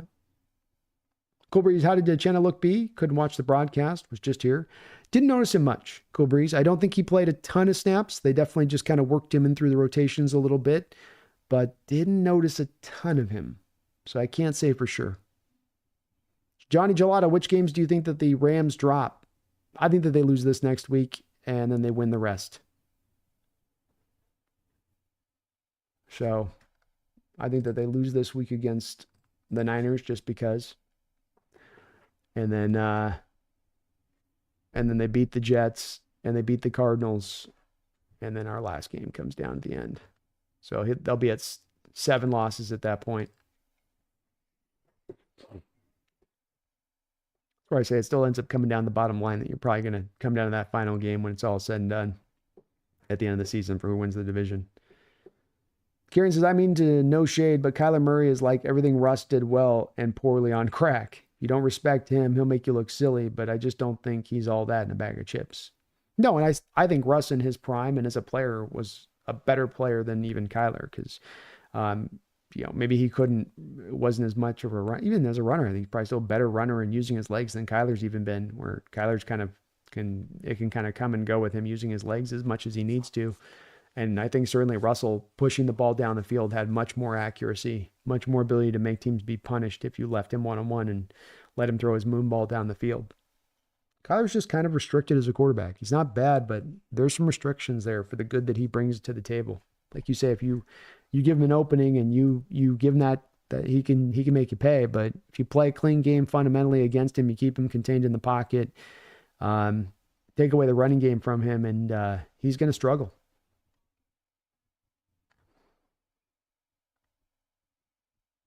QB beats Brandon. I see the wordplay. Space. I didn't see much production from Minosu, but he wasn't out there very much. Yeah, I don't think they worked him a ton. Just kind of get him out there. He hasn't played a lot of football this year. So, you're going to run out there for 50 snaps. Will Valdez, how did Murphy do in this game? Continued to make his presence felt as a run defender. Didn't do as much as a pass rusher, but again, continued to operate from the nose tackle role, Johnny, where he's oftentimes taken on a double team post snap. So not given as much the opportunities to really rush the passer, but made a few plays down the line of scrimmage in the run game, especially on some of those gap runs that would go to a sort of outside runs. He'd clear down the line of scrimmage and go make the tackle.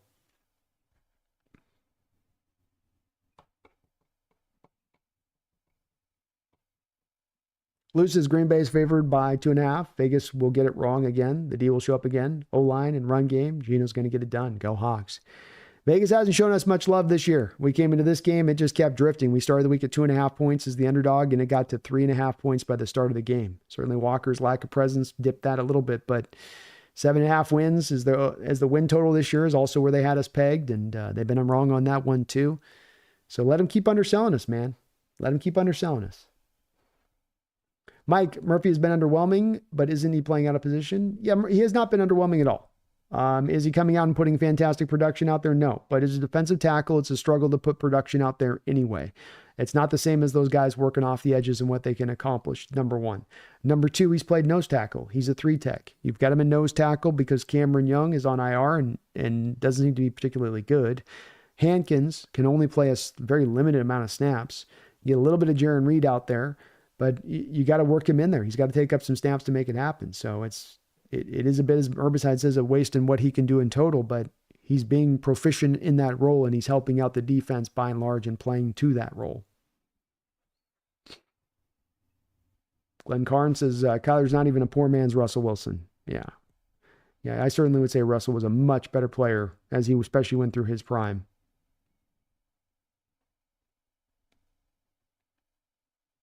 Kevin says, we're going to meet Russ in the Super Bowl. That'd be insanely. It'd be cool. That'd be awesome. Mike says, Kyler's a professional Call of Duty player cosplaying as an NFL quarterback. Big facts, man. Big facts there. Randall McDaniel. I'm sorry, man. I missed a couple of your donations on this. Thank you for the $2 donation. Says 3 straight drafts where multiple guys start and ball. True. A couple of years ago, you had Cross rolling out, starter, Walker, starter right from the jump. Mafe took a year, but he definitely bounced back by that next year. And when it was rolling, Woolen's been a starter for me throughout the time, just that draft alone. Hey, even Kobe Bryant in that draft. I mean, that's a lot of starters from just that one. And that draft continues to look like, with Kobe Bryant's ascension, just one of John's real crown jewel drafts. And that's saying something. But yeah, same way you go over the past couple of years, and from Derek Halls to a Witherspoons to JSNs. And this past draft, Sato Lamea fitting into the spot where he's at. Byron Murphy suiting into the role that he's suited into. Tyrese Knight, another starter. You're doing a good job on that. Yeah, it's a great point, Randall. It's a really great point on that part. And John got a lot of, hazing and got a lot of shading at times early on this year for some of the decisions, and especially this last offseason with some of the free agent signings. But the drafts took a big step forward a couple of years ago by them drafting off of the value-based model. And taking that value-based model has really helped to take this team to where they're at, in my opinion, to a big part, to a big reason why it's where it's at. Well said, Randall. Very well said on that part. And Randall, again, too, thank you for that other donation. Says, I want K9 Sharp to both get 10 to 15 touches. There's room to get them both touches in this offense. And it's about manufacturing sometimes. It's about getting creative sometimes. Having the 2 running back backfields at times. Mix it up a bit. But I think there's certainly going to be room here to lean on both of them and find usage with both of them. And that's right. Got Abraham Lucas from that draft as well, Tony. See, we got so many starters from those drafts, Tony. I can't even keep track of all of them. It's amazing. You know what I mean? It's redonkulous.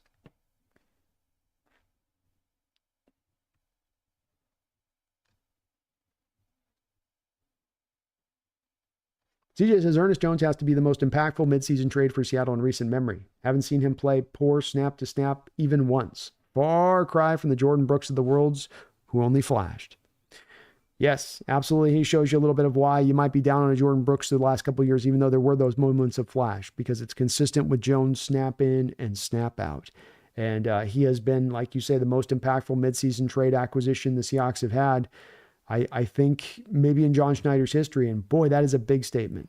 Big statement. Because you've had a guy like Quandre Diggs came in here and he was the glue to that defense when Diggs came in. He had somewhat of a similar impact, but I don't know if it was to this measure where Jones has come in and turned a defense that was looking like almost a near league worst back end crew. And you've brought him to sort of a dominant state. It's not just solely with him, but with his arrival. That's an even bigger impact, bigger than a Carlos Dunlap from a couple of years ago, who got you almost a sack in every game when he came along. It's been tremendous, his addition, CJ. Tremendous.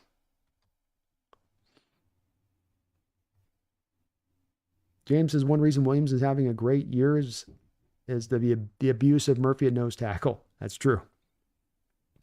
And why you're a little bit unable to move Murphy there too. And that's the other part, is Leonard Williams just having a monster, almost defensive player of the year like year from the 3-tech. It's hard to then say, hey, we got this guy we drafted in the first round. We got to get him snaps over into this 3 tech position. Why? Because we want him to play like a defensive player of the year like guy, and that's how we draft him that 15. Yeah, you already got a guy playing like that. Oh, really? Yeah, he's rolling. Can we get them both on the field at once? Yeah, you might have to play one of them at nose. All right, we'll put Byron at nose then, I guess. I guess we'll put him there.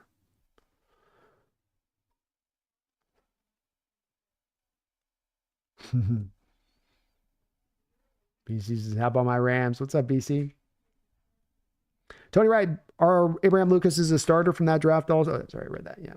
My bad. He's back rolling too, Tony. Kevin says the acting skills on the Rams is something to be admired.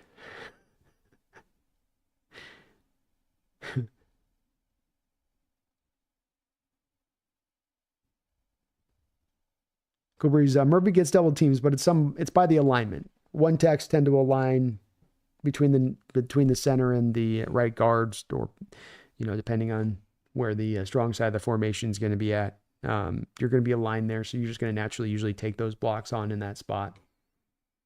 The alignment drives it as much as anything versus the 3 tech that's on the outside shoulder of the guard. It's hard to double that guy with the center. You got to be really committed to it. Mike says, if we can make the playoffs, it's all icing on the cake after this point. Not trying to get my hopes up for a chip this year, but next year, watch out. I like that outlook, Mike. And I agree. This has been a tremendously successful year as it stands right now. No doubt about it. Cool Breeze, I knew he was early in the season. I just didn't know it was consistent still. Murphy's a good pick. Yeah, he's a good pick. And he's been played solid football for you. He has. Not lighting the world on fire, but he's been solid, steady, a benefit to this defense. And Johnny Gelato, Knight, first game that he's led the team in tackles, had a couple passes defense. There were some moments in this game he was matched up against a receiver in coverage, Johnny. Held up out there. Knight had a great day. Great day. Maybe his best day as a pro so far. Nat Q says, Ernest Jones reminds me of Carlos Dunlap as far as impact in recent memory. Yeah, and I do think it does surpass even that. But it's very along the lines of there's been really 2 other trades that stand out that are very similar, where Quandre Diggs that year, you had a big need in your secondary at that time. The safety play was really holding you back. You brought him in and he glued down that defense. And that defense didn't become impactful necessarily, or they didn't become, game breakers, but it steadied the ship.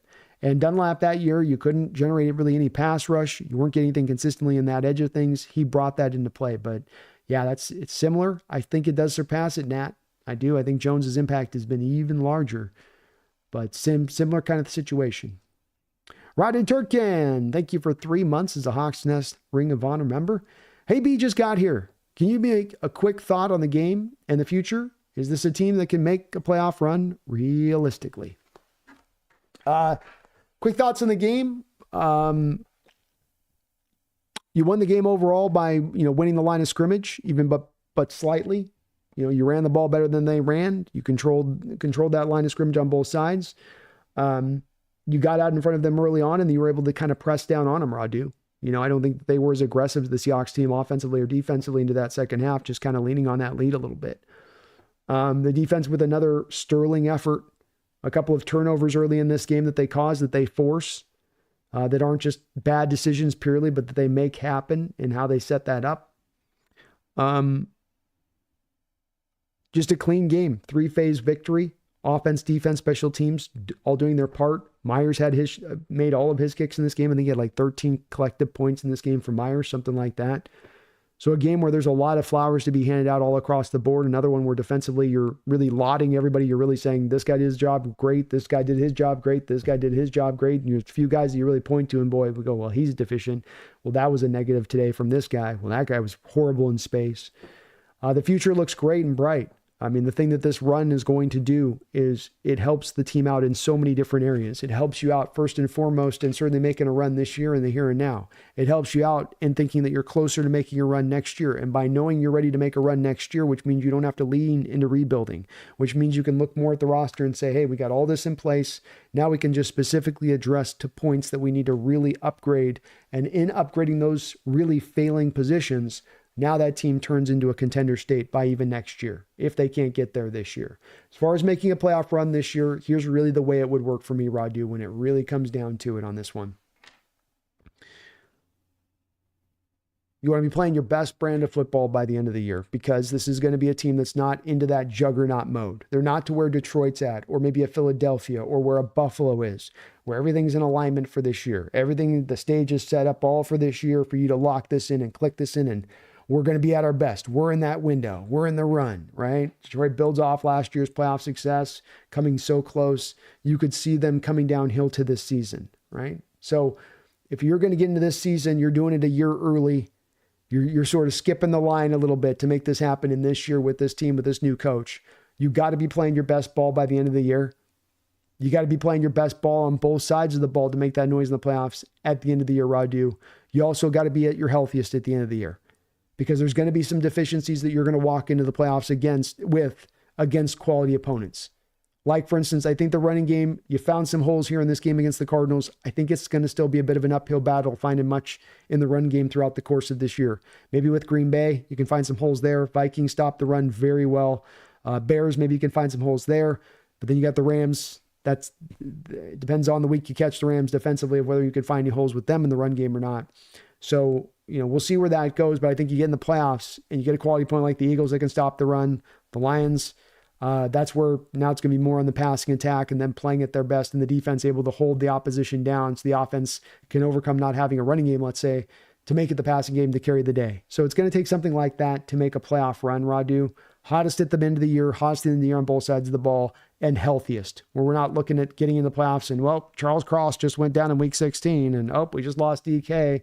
You got to need to be at the full force of your strength with this current team, the way it's structured, to make that happen. But if that's the parameters and you get that into place, you can make noise in the playoffs, because you're getting into the third seed. You're getting a home playoff win. Now you have to just win 2 games out on the road. You have a team that we've seen who has actually been better on the road at times than at home, that will travel well if you put them in that position, Radu. I do think they can realistically make a playoff run, yes. Radu, thank you for the $2 donation as well. He says money. Thank you for putting the money down, as well as your 3 months as a Hawks Nest member. I appreciate you for that, Radu. Tan May says, heard you recently say that there are good safeties in the upcoming class. Kobe B's making a strong case as an F starter. Cap and re-signings considered, you stick with him or go the draft route? Well, this is where the drive comes into play a lot of times on the value-based model, Tan May, where you're in the first round. You're picking in the mid-20s in the first round. Who is the most valuable guy you have on the board? And let me give you a real-world example of this. Malachi Starks. I watch Malachi Starks. I think this guy's a guy that traditionally is going to fall into the second round, but who there would be some front offices who might make that case that he's a first-round guy, especially if that's a first-round guy I'm taking in the 20s. So it comes up to your pick. You have the need maybe for a guard, the need to go address a nose tackle, but your highest valued player on the board is a Malachi Starks. But you feel good about what you have with Kobe Bryant. So what does the smart organization do in that moment? In my opinion, they stick to value. They take the Malachi Starks. They take the guy with the highest upside. And with a guy like Malachi, if you bring him in, Town May, you've got some depth now. You're probably moving on from Kayvon Wallace after this year, saving a little bit of money. Or Rayshawn Jenkins, saving a little bit of money. And we do know that Mike has a tendency at times to go to some of those 3 safety looks that he's brought out. And now you have more of an opening to do that if you have a guy like a playmaker like Malachi to move out there and put in that position. Not to mention, you also might doing it, Tam May, because you might not put Kobe on. I don't think you're going to necessarily put Kobe on a contract extension this offseason. You'll probably have him play out through the final year of his deal on his rookie contract. So then having a backup like a Malachi Starks there, who you can go to if Kobe then walks a year from now because he signed some big free agent contract. That's why you stay in that value mode, is because it can get you ahead of things to where you're not pressed to have to pay a guy because you don't have any backup options. Or if you're paying a guy, you're getting a good price and you're not overpaying and all of that. So I don't think you're that value and that strength of this safety class and sticking in the value mode and knowing, Tanmay, that the past 3 years of drafts, the one thing that stood out in all 3 of those drafts, and Schneider spoke about this and he's spoken about it many times, that's gone rashly different from where the drafts had been about the prior 7 or 8 years, is you've re-enlisted back to a value-based model. especially early on in the drafts. Who is the guy that's the top guy on our board? Not where's our position group at? Who do we need? What do we need to fill? That's need. We're not in need. And you got to choose one lane or the other. Value or need. Value or need. So if it's in the value mode, you might get drawn to safety, and that's the way it is. And I would support it, like I said, because there's a couple reasons behind why it could be proven to be very smart. However side, we do need a beastly nose tackle in the draft. There are a couple of them, man. There's a couple of them that are looking good in this one. I was scouting some more names last night, and we've got a couple guys in this one. I think we're going to have a few more. I don't know if they're going to have the sizzle of top end ability like a Devondre Sweat had coming out of this last draft, but third, fourth round guys that can come in and fill that role. I think we're going to have a couple in this draft.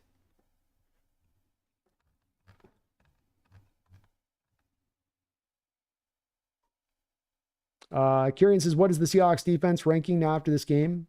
We're probably creeping into the top 10. It depends on what metric you want to use as far as points or yards, go. I think we're probably at our best on points coming into this game. Yeah, coming into this game, you're 1, 2, so you're 11th coming into this game at 21.8 points per game. You're going to come out of it probably averaging a little over 20 points a game.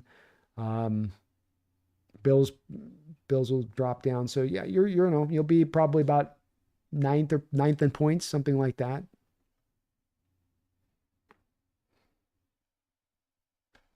James Peters says, you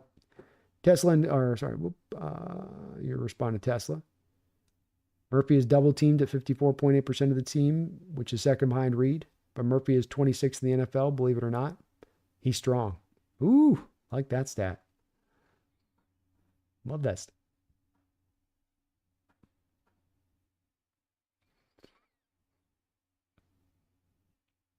No, Boye Mafe didn't get one day as far as a sack, but he definitely helped out. Was there a sack today with Mafe? I didn't think he got. I thought he forced up a play up in the pocket. He got somebody else's sack, but I didn't think that he got one.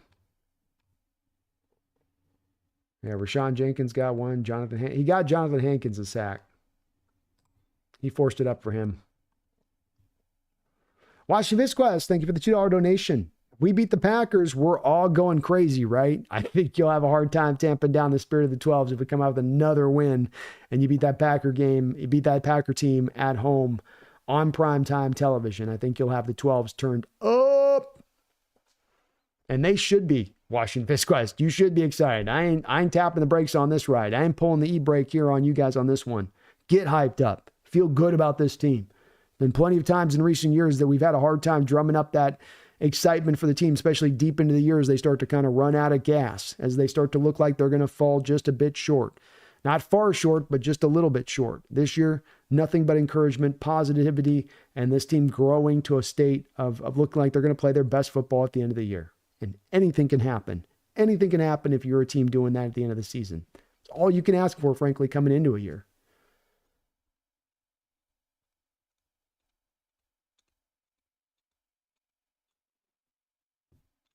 James Peters says, I don't think Jenkins will get his spot back from Bryant, but at $6 million, we'll keep Jenkins next year for our 3 safety sets. Well, there's that drive potentially back James to draft that guy. And that if you have an opening, if you do release off of Jenkins to save the money, there is money to be saved by moving off of him. He is a guy that I'm anticipating with the savings that you can bring into place. It's $5.4 million. So, is he worthwhile at that point? We'll see. But that's where some of the drive can come into this, James, of is there a guy maybe in the draft who we can go pick in the second, third round who can be that third safety and then gives us some of that insurance then if Bryant moves after a year from now to move into the starter role. Kieran says, I think we deceptively match up pretty well against the Pack. I'm less sure about the Vikings. It's going to be a tough game, that Viking matchup. That's for sure. Both games are going to be hard, I think. QB beats 206 is beating the Packers. Love is not ready. I like it.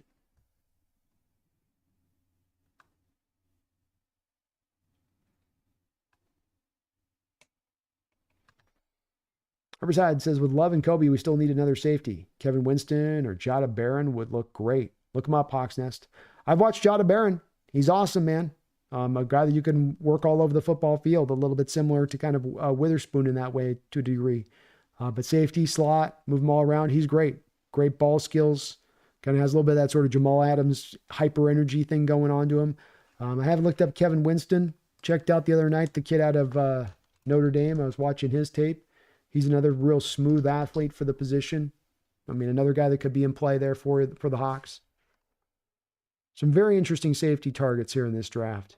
I've got legitimate talents and unique talents and versatile talents that will appeal to Mike McDonald. And Power Code tuning in for the late night. OB and my 12 comrades. What a freaking game that was. Sharp Diesel activated his exhaust pipes, and this defense continues to deliver in the clutch. Amen. Let's go. Let's go. All said, Empower. Frederick McGuy. Thank you for the $5 donation, Frederick. Very kind of you to do that, sir. If you beat the Packers, you can potentially make the wild card. Having multiple paths to the postseason would be nice. Is 5 in a row too optimistic? Nothing is too optimistic. Dream large, dream big. Why not, Frederick? And when your team is putting it together at the end of the season, and when your team is at its healthiest as we move into the end of the season, that should build that optimism in that direction. And that's what they're showing you on the field right now. It's not merely that you're 8-5. You haven't been just sort of scuttling through these past few weeks. 1 win, 1 loss, 2 steps back, 2 steps forward. It's not been that. It's been incremental steps in getting these wins and how you made this go. And that you can see the plan coming together. The offense is starting to find holes in this game that haven't been there throughout this year. The defense is completely locking it into place. And these are things that we would have suspected coming into this year. New scheme, new coaches, changing both sides of the ball to a major degree. That's going to take time. You'd expect that. So if it was clunky through the first part of the year, through the half part of the year, it should have been understandable. But you hope it comes together as the year ends off. And so all of those things kind of coming together at once to me. It's like an eclipse a little bit, where it's like you got the sun of the team being healthy, and you got the moon of being the schedule sets up right with you able to go get the 3rd seed. And then you got the earth part of it as far as everything in conjunction there with the team playing at its strongest brand of football at the end of the year. And it all coming in alignment for that eclipse to just click in just right for you to go on a run in the playoffs. And it had to have those all things to kind of come together for this year to click in the way it has, but it's happened. That's why we should celebrate this outcome. And this is the best result, essentially, of what we could have had as an expectation coming into this year. Yeah, not optimistic at all, Frederick. I think these are going to be 2 tough games. I think you're going to get the best punch from both the Packers and the Vikings. They're not going to come in and sort of take you light. They know what's at stake. They're trying to solidify their playoff hopes and keep that in lockstep here too as well, because the Packers, after this loss to the Lions, aren't necessarily sitting as comfortably as they were even 2 weeks ago in the way that they're looking at the playoffs. Another couple losses from their perspective, they could slip out the back door of this playoffs, and a team from the NFC West could emerge like a Rams team or a Seahawks team to take their place in that way. So you're going to get their best, and we better bring our best too to match that. CJ says, how does Josh Jobe walk in out of nowhere and instantly prove an upgrade over Trey Brown? He had to wait his opportunity. He's been over there. He's not been given a lot of opportunities to play and to start. He's had to kind of wait in the cut. And I think he played for the Eagles prior, CJ. So you're behind Darius Slay. You're behind Newberry. You got to kind of wait your opportunity back there. It's a little bit like those guys sometimes aren't that they're not talented. It's just the guys ahead of them are solid players in place, and you're not going to flip them out. He's hungry. He wants it. These guys waited on his opportunity, and now he's going to take advantage of it once he's got that chance. I don't know why Trey hasn't played better this year, CJ. I think he's had a disappointing contract year, and I don't have an explanation for it. I thought that he'd be better than he's been. Denzel Joyce, give me double nickel from Michigan. Let's go. Double nickel. I'm open to it, man. Just take the best player. Johnny Gelato says, beat the Pack and you see them again at home in the playoffs. Very well could play out that way. Very well could. Riley says, I can't sleep. I'm just too happy. Let's go, Riley. Merry Christmas. Makes you want to sing. It should make you want to sing. It's great. Herbicide, I went back and watched Dante Corleone again the other night. He's a fun player.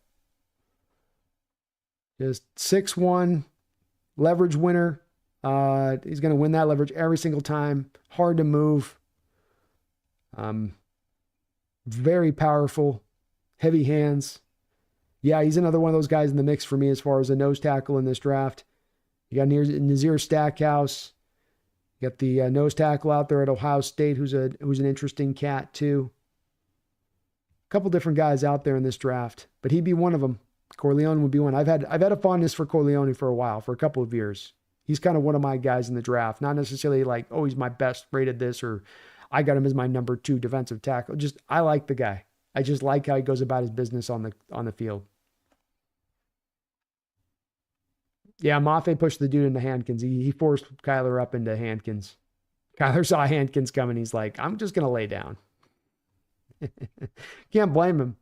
I was making the joke on the stream that if Hankins had laid on Kyler, it would have been like the Looney Tunes cartoons back when you get like a big person lays on a smaller person and flatten him into a penny on the ground. And then they got to do this move where they go, and it blows themselves back up. Uncle Jemima, I'm in bed straight up cranking it to this. Let's go, Uncle Jemima. Hell yeah. I said, I don't want a lot for Christmas. Just give me that Super Bowl win, Riley. That's all I want. Power, I feel something special brewing for the future. The peaceful transfer of power from Carroll to McDonald feels like it could take us back to the glory land. Dare I say, Super Bowl.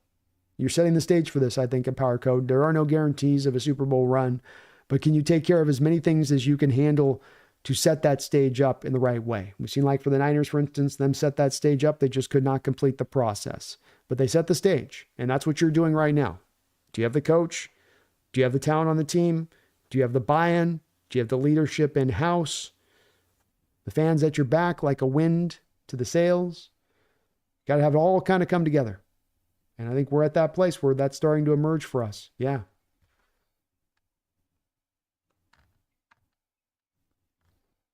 Real Cheese, hey B, if we beat the Packers, does that give us a cushion if we lose the division lead? Better odds of making the wild card? Yes. Because you'd have the tiebreaker between the Packers, and they're truly really the only team to me that's going to be there as that team that you'd worry about that tiebreaker. It would seem to me that you're going to have 3 playoff teams going through. It looks likely that you got the Vikings being one.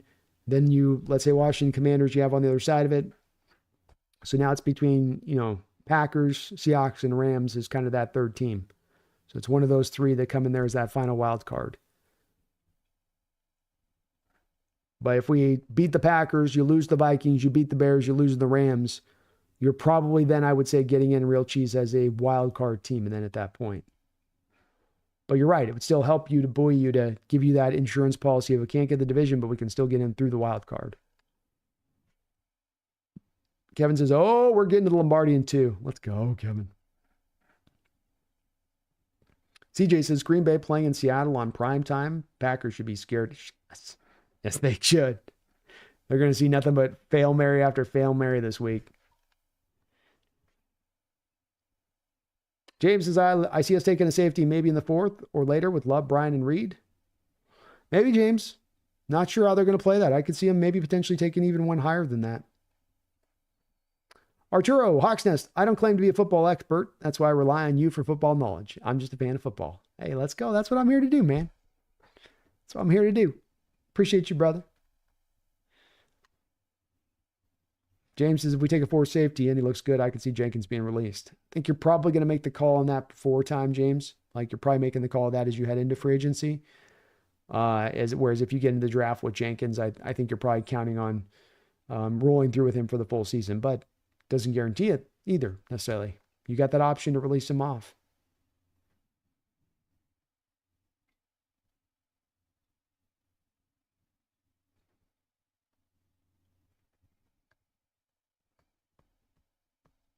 Radu, are we going to get B&B draft prospect videos this year?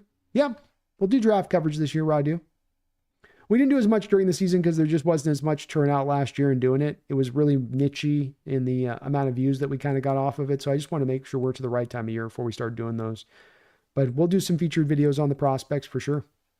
A lot like we did last year where you're just kind of going through positional group by positional group, show by show.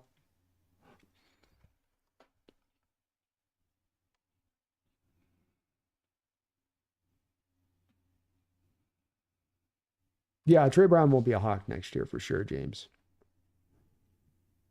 He'll be a free agent this offseason.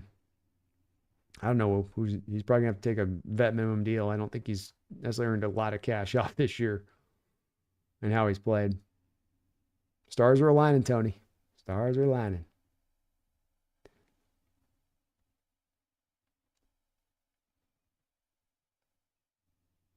Coolberry says, y'all probably wasn't there, but Pumpkin became rally cat in the Mariners postseason 17-inning game. We lost, but Pumpkin is still undefeated. Hey, how about Pumpkin on the prediction, by the way? 34-17. She wasn't too far off, huh? Pumpkin prediction on point again. Glenn says, if I felt good about our chances in this game because of how we could affect and hinder Kyler Murray, I feel the same way about Jordan Love. Jordan can be boxed up. He's a tremendously talented quarterback. He's got more size than Kyler to make certain throws Kyler can't make, but you can, I think, agree, Glenn, there's similar ways with you can constrict him and get him uncomfortable.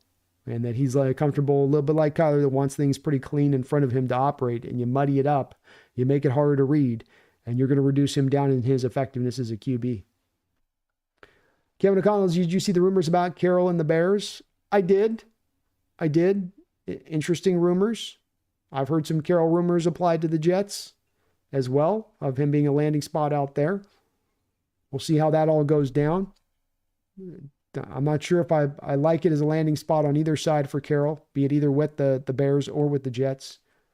But he may also have to kind of take what's available out there. And Power Code, I feel like we need to talk more about A.J. Barner. He's been that security blanket in the short and intermediate passing game. Solid run blocker as well. Able to box defenders out with that sturdy frame. He's been really solid, man. Laid some good blocks in the running game today, especially, and you're right. He's made the catches by and large and given the opportunity out in space, and he does a good job of finishing his runs as a tight end too. Running hard, giving you that extra 3, 4, 5 yards after the catch, and being hard to bring down to the ground. Really like this kid's future. Good all-around player, good all-around inline tight end. And Pete, there's rumors of the Bears being interested in Pete, but the Bears have also rumored to be interested in Ben Johnson and rumored to be interested in Cliff Kingsbury.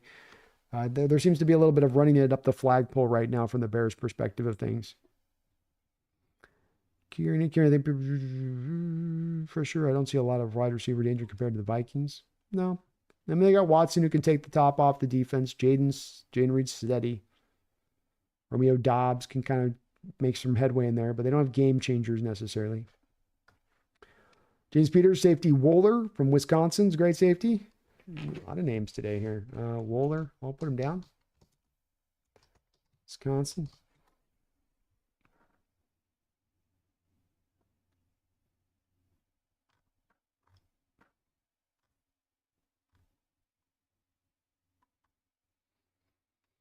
Hey, Grenade B, I've realized, have we caused at least one turnover since the bye? I've realized, yeah, we caused 2 turnovers today. Or have we caused at least 1 turnover? I think you mean at least 1 turnover a game since the bye. Yeah, I think that's right. I think that's correct. That feels right.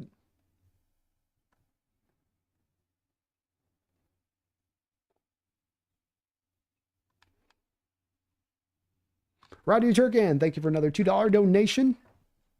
Gino with the Super Bowl ring. Imagine that. Holy shit. Oh, it'd be wonderful. It would be wonderful because it'd be like just an all-time argument point to be able to pull too, but it'd be great to see for Gino's perspective. I mean, I root for the guy. I do. I love watching him play the position. I love to see the growth from this guy and what he's done with the second opportunity. And what a hell of a story that'd be for a guy like this to go back and claim the Super Bowl and make it happen. I'd love to see it. That'd be so awesome.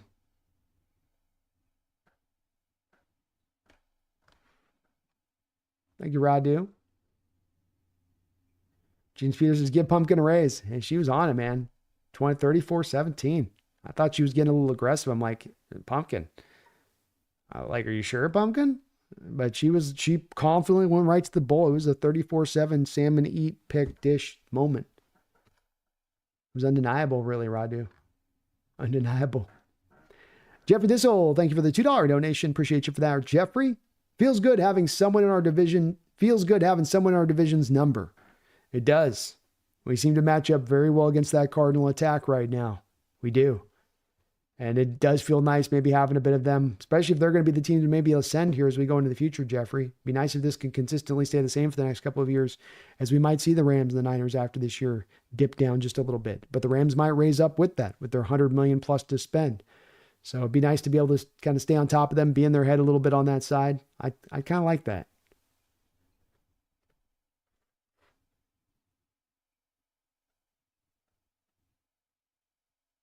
Dan May says, I intentionally didn't mention Gino. Guess I just did for the sake of your mental health, B. I know that can of worms opens up. It's one that it's grown more quiet as the year's gone along, Tan Man. I think as he's been able to be more consistent in his performance overall throughout this year, and he's guided this team as much as anything, helped to guide this team to this 8-5 record, and that it becomes pretty hard for even the naysayers at that point. They're not necessarily at a point of signing up for him in the long term, but they've got to acknowledge that I think he's a way better quarterback than many had given him credit for being. And you're not always going to get that from many people. From some, I think they give up a little bit of ground on that. But it's all good. He played another good game today. Nothing to pick at in this game. Nothing you can really knock him on and how he played in this one.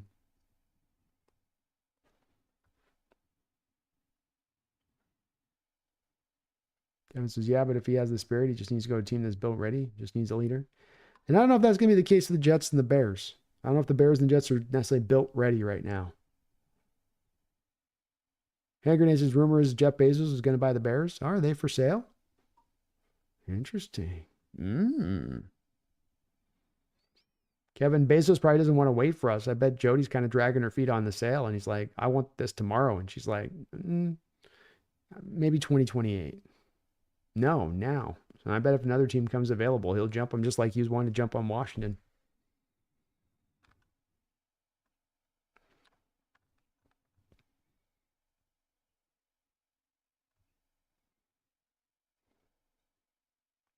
James Peters, Wooler only trails Nabin in coverage grade. All right. Check him out. Definitely we're in that season, man, James. We're starting to get those prospects. So I'd like to get to over 300 by draft time. So while we still got a good 4 months, 5 months out here. Well, 4 months, I guess, right? It's April, May, March, April, May. Yeah, it's late April, I think we got. So I'm trying to put in a good couple of day that I at least get in and scout. 1, 2, 3 a day. If I can get them in, I'm going to try to get that number as locked in as I can as we get down the stretch. So I'll check them out.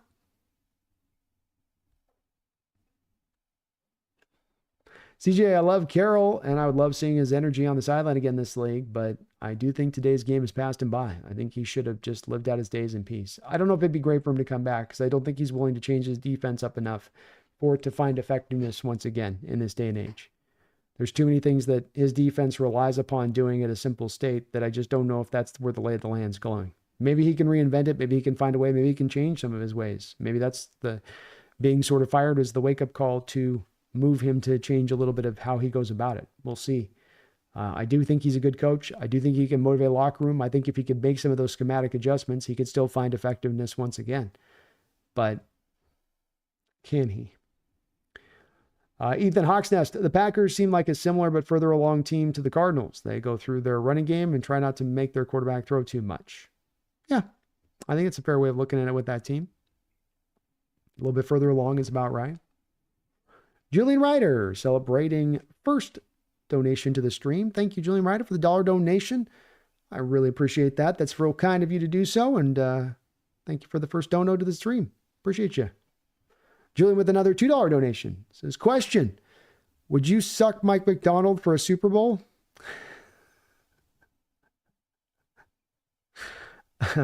No, I would not. No, I would not. I want a Super Bowl victory, but I would not perform sexual acts with another man in order to pull that in. Maybe if I was a Cardinal fan, I'd never have a trophy. You know what I mean? maybe if I'd never tasted the mountaintop once before without having to suck someone off. But no, I think we'll just have to do it the good old-fashioned way and earn it on the field and not on my knees. Great question, though, Julian.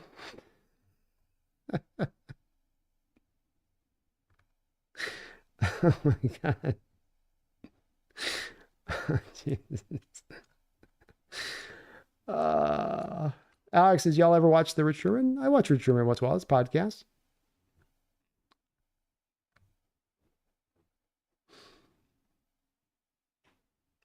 James says, I don't care what we get as long as it's not an Alabama safety. They weren't dominant this year. No, they weren't. All right, we're going to start to kind of get the last points of this done here on this and put a little bit of a button on it. Yeah, that was a crazy question there. That's the deep questions you guys ask here on the stream sometimes. It's those ones that are just tough to answer. Oh my goodness. Oh my goodness.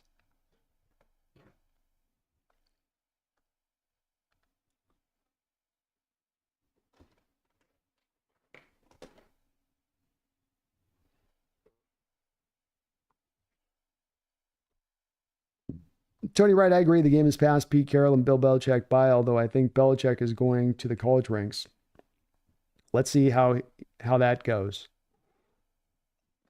Yeah, we'll see with him on. I don't know if the college thing don't make no sense to me with Belichick. No sense whatsoever on that one. I don't get it. I don't understand. I don't buy it almost. It almost feels like something he's doing to try to make sure, if he has got an NFL team that wants him right now, where they call him up and they're like, no, don't go there. Just wait the offseason. We'll hire you along. I almost feel like it feels a little bit like that, maybe. A little bit with me with him. I'd be gobsmacked if Belichick took a college job. No way. Corey says Sherman's podcast is corny and cringe. He had a good interview with Gino a couple weeks ago. That was really a good one. Sometimes they can have some good stuff in there. I think he's at his best when he's got somebody he's kind of bouncing off of in there. Brandon Janis, I didn't catch that question. Suck Mike for Super Bowl. Good old fashioned way. Love this chat.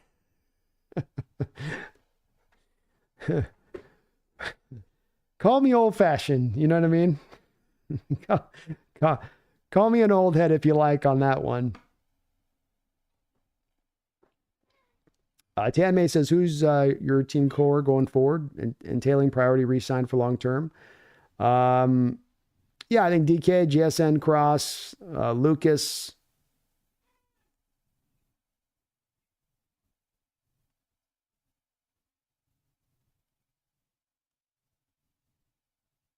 I would probably add Jones to your list, Tan May.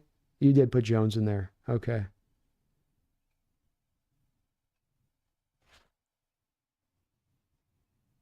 I don't think that there's anybody on there that I would really put on there in addition. Like, you left Hall out there, and like you said, that's to be determined. So yeah, I think the way that Tan May, you put that together, where DK, GSN, Cross, Leo, Murphy, Mafe, Love, Spoon, Ernest Jones, those are definitely a part of your core going forward, no doubt about it to me. And then you're right, to be determined, Kobe, Reek, Hall, Knight. I think that's the way it is. I'd see it the same way. Spaces, do you ever watch All Day with Lofa? Yeah. Those guys got pretty good chemistry out there. I've tried to get Lofa onto the channel a couple times. He's elusive. Very elusive is Lofa. Arturo, Hawks Nest, would you celebrate with a gyro and a sparkling water if the Seahawks win the Super Bowl? No, I'm getting drunk. I'm getting turned up.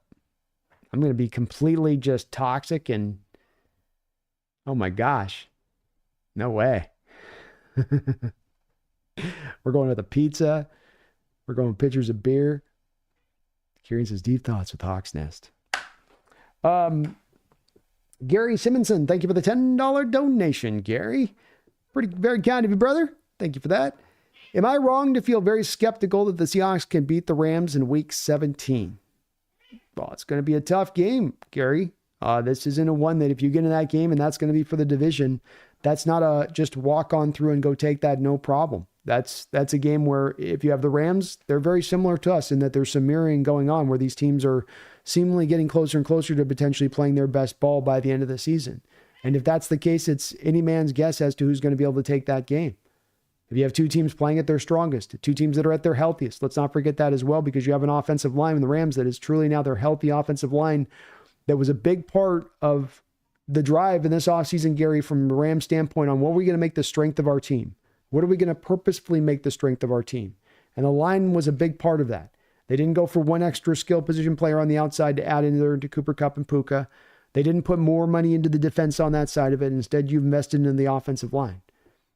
And I think that that's where, to me, that makes them dangerous, because if that thing can be as strong as they hoped it could be with the rushing attack that they can bring to bear, they've got enough they can do in attacking you in the passing attack to keep you honest. And it's those teams, to me, that are going to be able to be balanced and keep the Hawks honest a bit, that are the hardest teams to get into a one-dimensional mindset in order to really force and crush them down.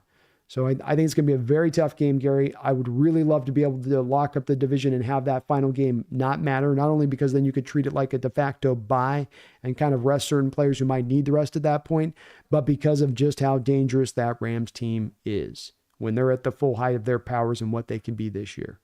Beatable, but I ain't going to walk in that game going, oh, it's an easy walk going this final game of the season at that point. This is going to be a dogfight every step of the way, I would say. So no, you're right. You're right to be skeptical on that one, I think. Let's get this division wrapped up before that point. That's what I say. Radu Turkan, thank you for another $2 donation. You know, Jake's going to feel himself. Super Bowl. Yeah, Jake's going to be feeling big time like this team's ready now to make the Super Bowl push. And he was doing it was all he could do last week to just hold himself back from being like, he wanted to so bad call the Bills win. You could see it, but he's like, I'm not ready. I can't be that confident yet. Haven't earned that yet. But yeah, this week, I imagine he's going to be feeling himself pretty good. Pretty good on that. And so, it's okay. At least we won on the other side of it. I can be like, yeah. We're still at the top of the division, Jake. We're still up here. You're still down. So I can see you down there. Hey, how you doing down there, Jake? Still in the same spot on that. I know, kitty. Micah Montgomery, the Hawks are stacked, and Charbonnet's a poor man Saquon. Defense is flat out nasty. Let's go, Micah. CJ Brandon, does it seem like we've had an inordinate amount of games this year against teams coming off extra rest mini buys? It feels so to me. Yeah, a little bit. And luckily, it doesn't seem like it's been to the benefit of those teams on the buys. I think we've gotten the win every time that it's been that way, CJ. So it does seem like that's been the case, but it hasn't harmed us. Which sometimes that bye can serve to do that. You get that week off and it can cause the players to ease up a little bit. Whereas if you get in that just rhythm, that normal weekly rhythm, you get kind of locked in.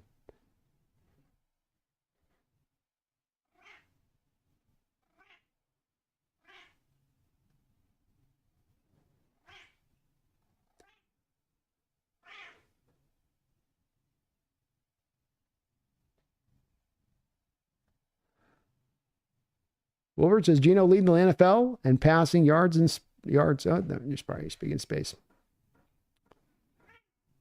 Brandon Jana, man, I'm going to end up in the Lopez chat and recommend the Hawks Nest. I know you're worth his time, man. Hell, come around. All day is cool, but don't go S on Brandon Kane, buddy.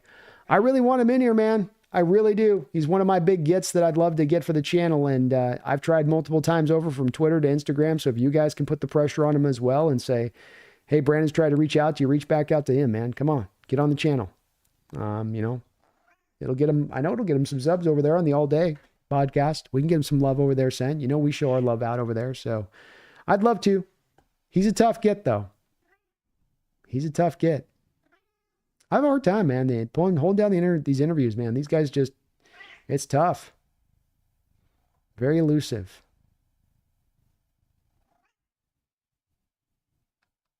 Tony says, by the time Seattle plays at Inglewood, the last week of the season, Seattle will be 9-7 before that game, and the Rams will be 8-8 with the Seahawks winning that game. And that's Tony, a Falcon fan. That's an unbiased source saying that, folks. So you can take that to the bank.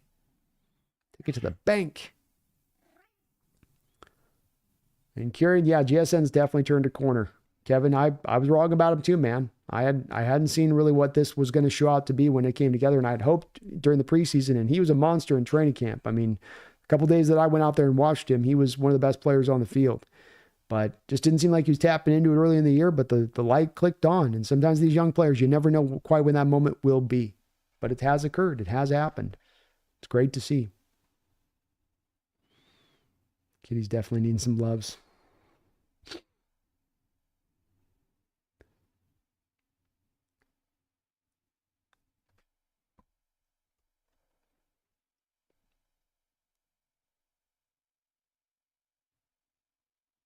Hawkeye says, give Brock Purdy our O-line from the beginning of the season, and he would have gotten butchered. Yeah, he would not be standing at this point in time of the year if that had been the case. Tony, also that last week of the season, San Francisco will be 8-8, with Arizona being 7-9, and San Francisco wins that last game of the season. I could see it. It's been a wild division. It's hard to predict how this thing will finish up. It's gone all over the place this year. Phoebe, Hawks Nest, you going to go easy on Mike, or are you going to let him have it because he predicted a win both times and lost? They were wish predictions, you know? It's like the Deadpool and Wolverine movie. Like, I made a wish prediction. You know, he's doing make a wish thing. Like, that's pretty much what he did on both those. And I've done those this year too. I'm guilty of that as well. So he knew what the loss meant. He didn't want to have to face that reality of a season's basically over if you lose this game. So I get it. I'd be in the same position if I was in his shoes on that. I won't go too hard on him. The season's been put to bed, you know. Can't go too hard on that. It's like Jesse last week, you know, they're licking their wounds. They know, you know, they're clearing out their desk, their cubicle. It's kind of sad, you know. It's awkward. Everybody's just kind of looking at the floor. Don't make eye contact. Don't look them in the face. You know, you hear that little sniffle, you know.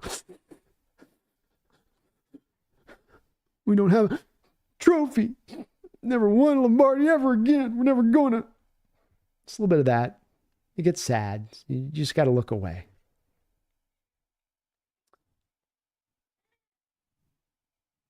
Dan May, the Hawks, the Lions do kind of remind me a little bit of the Hawks energy of 2013 too, Tammy. I think they're tapping into something special with the buy-in that they've got from the team, with that personality, with their unique way that they go about winning football games. It's definitely in that sort of, they've set the stage to kind of put this up in the way that you'd like to idealize, to setting that stage to make this kind of run where you turn yourself into that quintessential juggernaut, where it's not just merely a good team getting hot at the right time of year, but it's, hey, we're ready here to earn the shot, to make this run. Let's go. And then they're not going to be an easy out of the playoffs.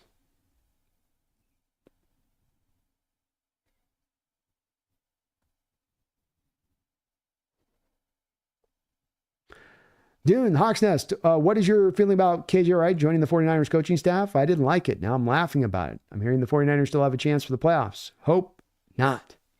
Well, everybody's still kind of in play right now at the playoffs because a couple of these teams, like the Washington Commanders and the Packers, have lost games here in recent weeks to pull back down from where they were.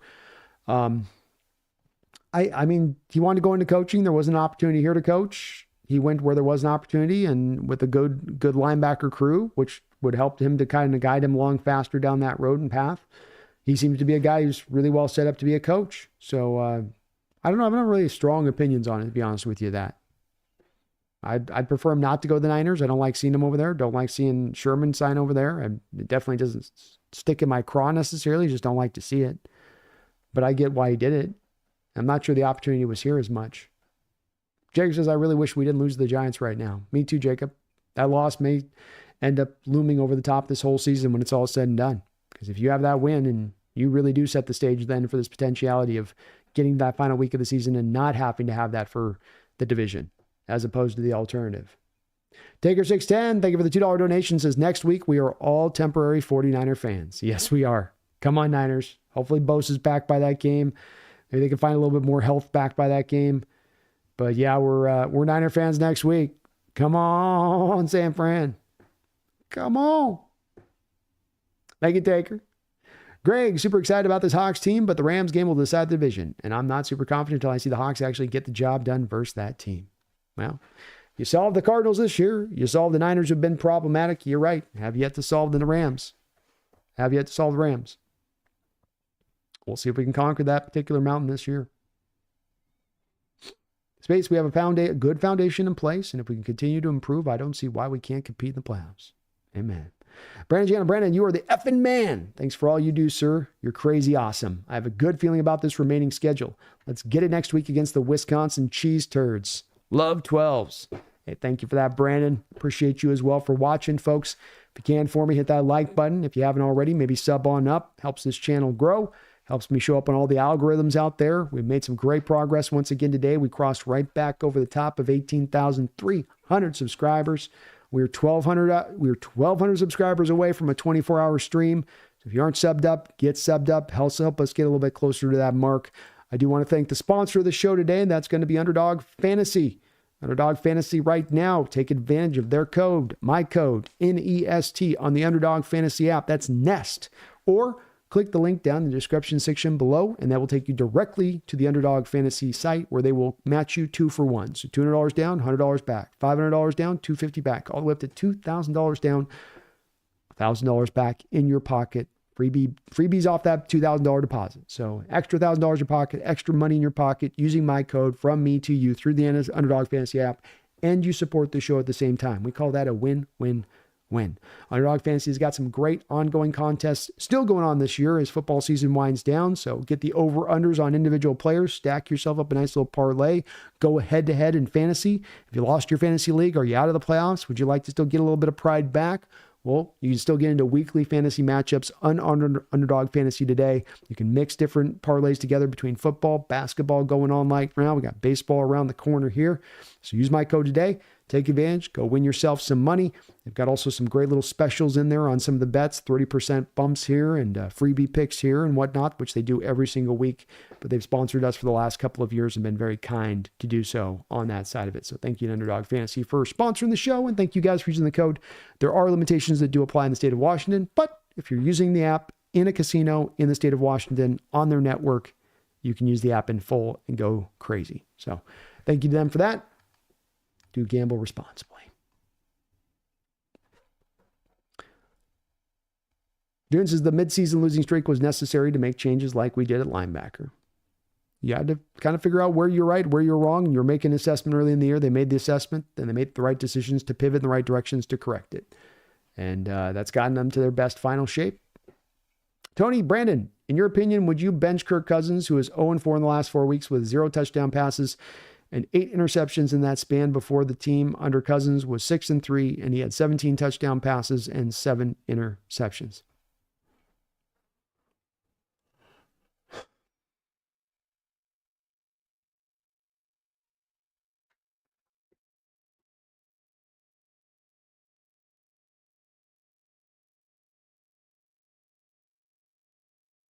I'm thinking on this, Tony, because I haven't really developed a real strong opinion on this, and I'm torn a little, but I keep coming back to, and what I'm trying to do, Tony, is not being pulled by my initial feelings on the matter, where it's like signing Cousins in the whole first place from Atlanta's standpoint, I just don't know if it was really the smart position any old way but loose. I think this is kind of playing out to what I would have thought of your Atlanta team, where you're signing that guy, you want to make sure that you're ready. You're kind of like in that Tampa Bay range where you're ready to go, like they were for Tom, and you weren't kind of quite ready to go.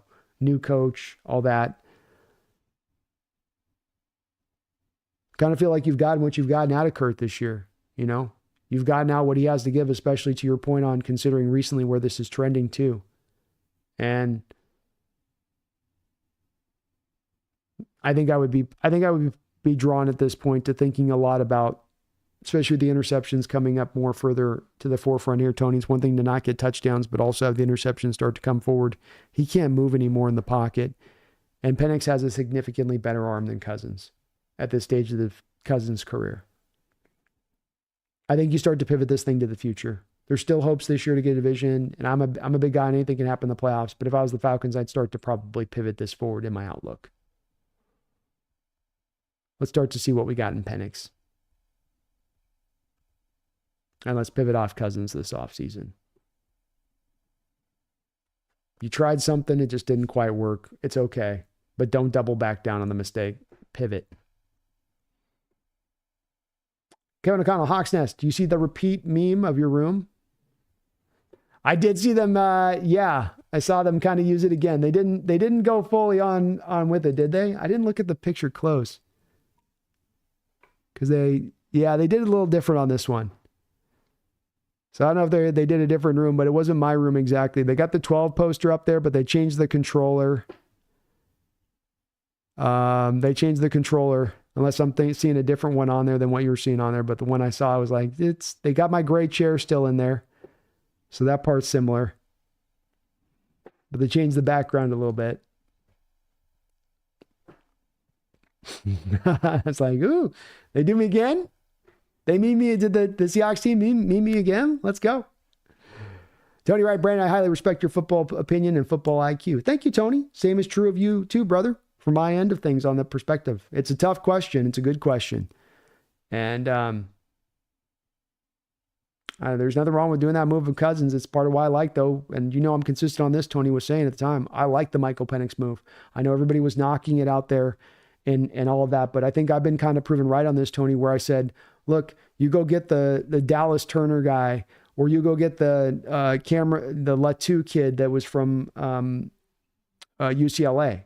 Does that make a big difference on your season? Does that put you over the top? Does that take you to a contender town from quasi-contender shape? I don't think it does. I don't think it did. And that's where I think that pick was a right 1-2 Penix, where you trusted in that talent, and that's going to, for the ultimate future of this team, going to be the best thing for it. And that's why I'm ultimately drawn here to say, let's go with Penix. If Cousins is topped out, if we know that this is not going to take us to where we thought this was going to take us, then let's not double down on that. Let's accept what is and move it down the line. Tanmay says, B, ever thought about a joint live stream call of the game with one of the other content creators like the Roundtable, especially for division games? Could be fun, although good luck getting a word in with Rams Jake. I have thought about it. I might do that here as we go into the future. It's something I got to admit I'm a little bit protective over on these kind of days, Tanmay, because there are no days that I ever get throughout the course of the year that have the growth that we get on a Sunday from end to end. And so I want to make sure I'm maximizing and doing every right step on that. And I like doing the play-by-play where I don't want to have somebody who's sitting there talking and I'm kind of having somebody step on the ability to try to kind of do the play-by-play as we're going through it. But potentially I'm open to it.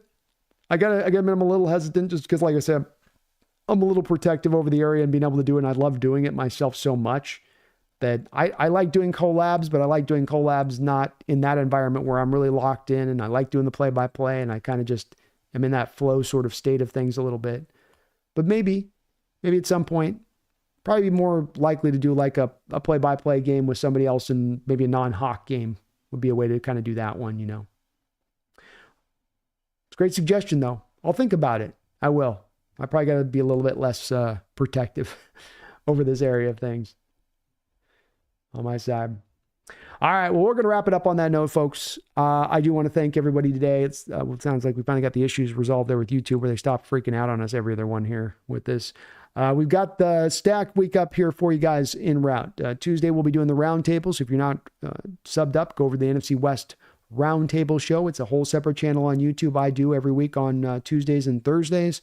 We'll be on Wednesday. We've got the Behind Enemy Lines with the Packer content creator, which we'll be doing on Wednesday. We've got the Roundtable show on Wednesday, the B&B show on Thursday. So we've got a jam-packed schedule for you guys coming on up this week. Going to be working on an Ernest Jones video in the background as well. I hope to have that out to you guys as well pretty soon. So we'll keep this rolling. If you're not subbed up as well, do please get subbed up over the Hawks Nest Clips channel. Last note, I got a link down in the description below to the Bleacher Report just wrap-up video I did, a little half-hour wrap-up video. You can click that down in the description link below. Takes you to their app. I'd appreciate if you guys do check that out, as this does help out this channel. Thank you to all of the new folks that subbed up. Like I said here before, we're on the road here to 20,000, but we're also on the road to 19,500. When we hit 19,500, I'm going to schedule a 24-hour stream. 24-hour stream for you guys. We're going 24 hours. We're going to jam pack it up. We're going to have a lot of fun. It's going to be a charity stream, 24 hours for St. Jude's. I'm going to get that all lined up. So the quicker we get to that 19.5 mark, the quicker I can get that rolling. I'm looking forward to doing that. We're getting very close, only 1,200 away. So thank you to all the new subscribers who joined up to the channel, helping us get close to that mark. If you're not joined up, please do so today to help us get there. Taker 610 finishing us off right. Thank you for the $2 donation. Says next week I already read that one. We are all Niner fans, so hopefully the Niners can take care of some business against this Rams team this week on Thursday Night Football.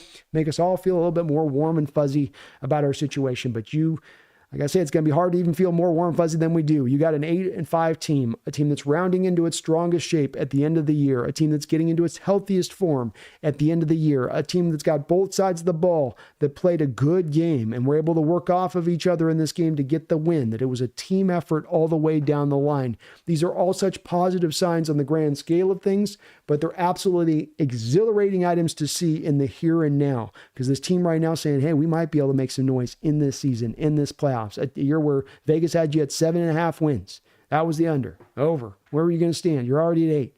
The team has had a tremendous year this year. This has been nothing but a success, but we're not done yet. Everything in this year is still within their grasp. And I know that there's the mighty teams atop. There's the Detroit Lions teams, the Vikings teams that's played good, your AFC teams that are great. That Ram team just beat the Bills team. Any given Sunday, get in the playoffs. Anything can happen. And if you get in the playoffs, playing your best football of the season on both sides of the ball at your healthiest, tell me we don't have a puncher's chance in that. Especially getting at least one home playoff game minimum as that 3rd seed, maybe even more beyond that. So dream big this year, Hawk fans. I told you to be patient early on this year when we didn't know what we had, when we were scuttling through 5 of 6 games and they were bad losses at that. This team has turned it around. They've found answers. Your first-time head coach, your youngest head coach in the NFL, is getting the job done in his first season. That's damn impressive. Worth lauding. And I hope our 12 show up next week and they make the Green Bay Packers day complete and utter hell. If you're in that stadium, I want you screaming from the beginning to the end and giving this team all you got. They've earned that right for you to give them again that full-throatedness that the 12s can give that's more unique than any sporting event across the world. Show them that again this week. Reward them here for this effort that they've given you and what they've done with this season. And then let's see what can happen when we get to the playoffs. Thank you guys for watching today. I appreciate all of the support, all of the donations, all the new subscribers that have jumped aboard here on that. You guys, I really do appreciate you for all you do for this channel. We'll be back soon. I shouldn't have to remind you as we sit atop this division. I shouldn't have to let you know. I'm going to do so anyway. Don't you ever forget. Go Hawks!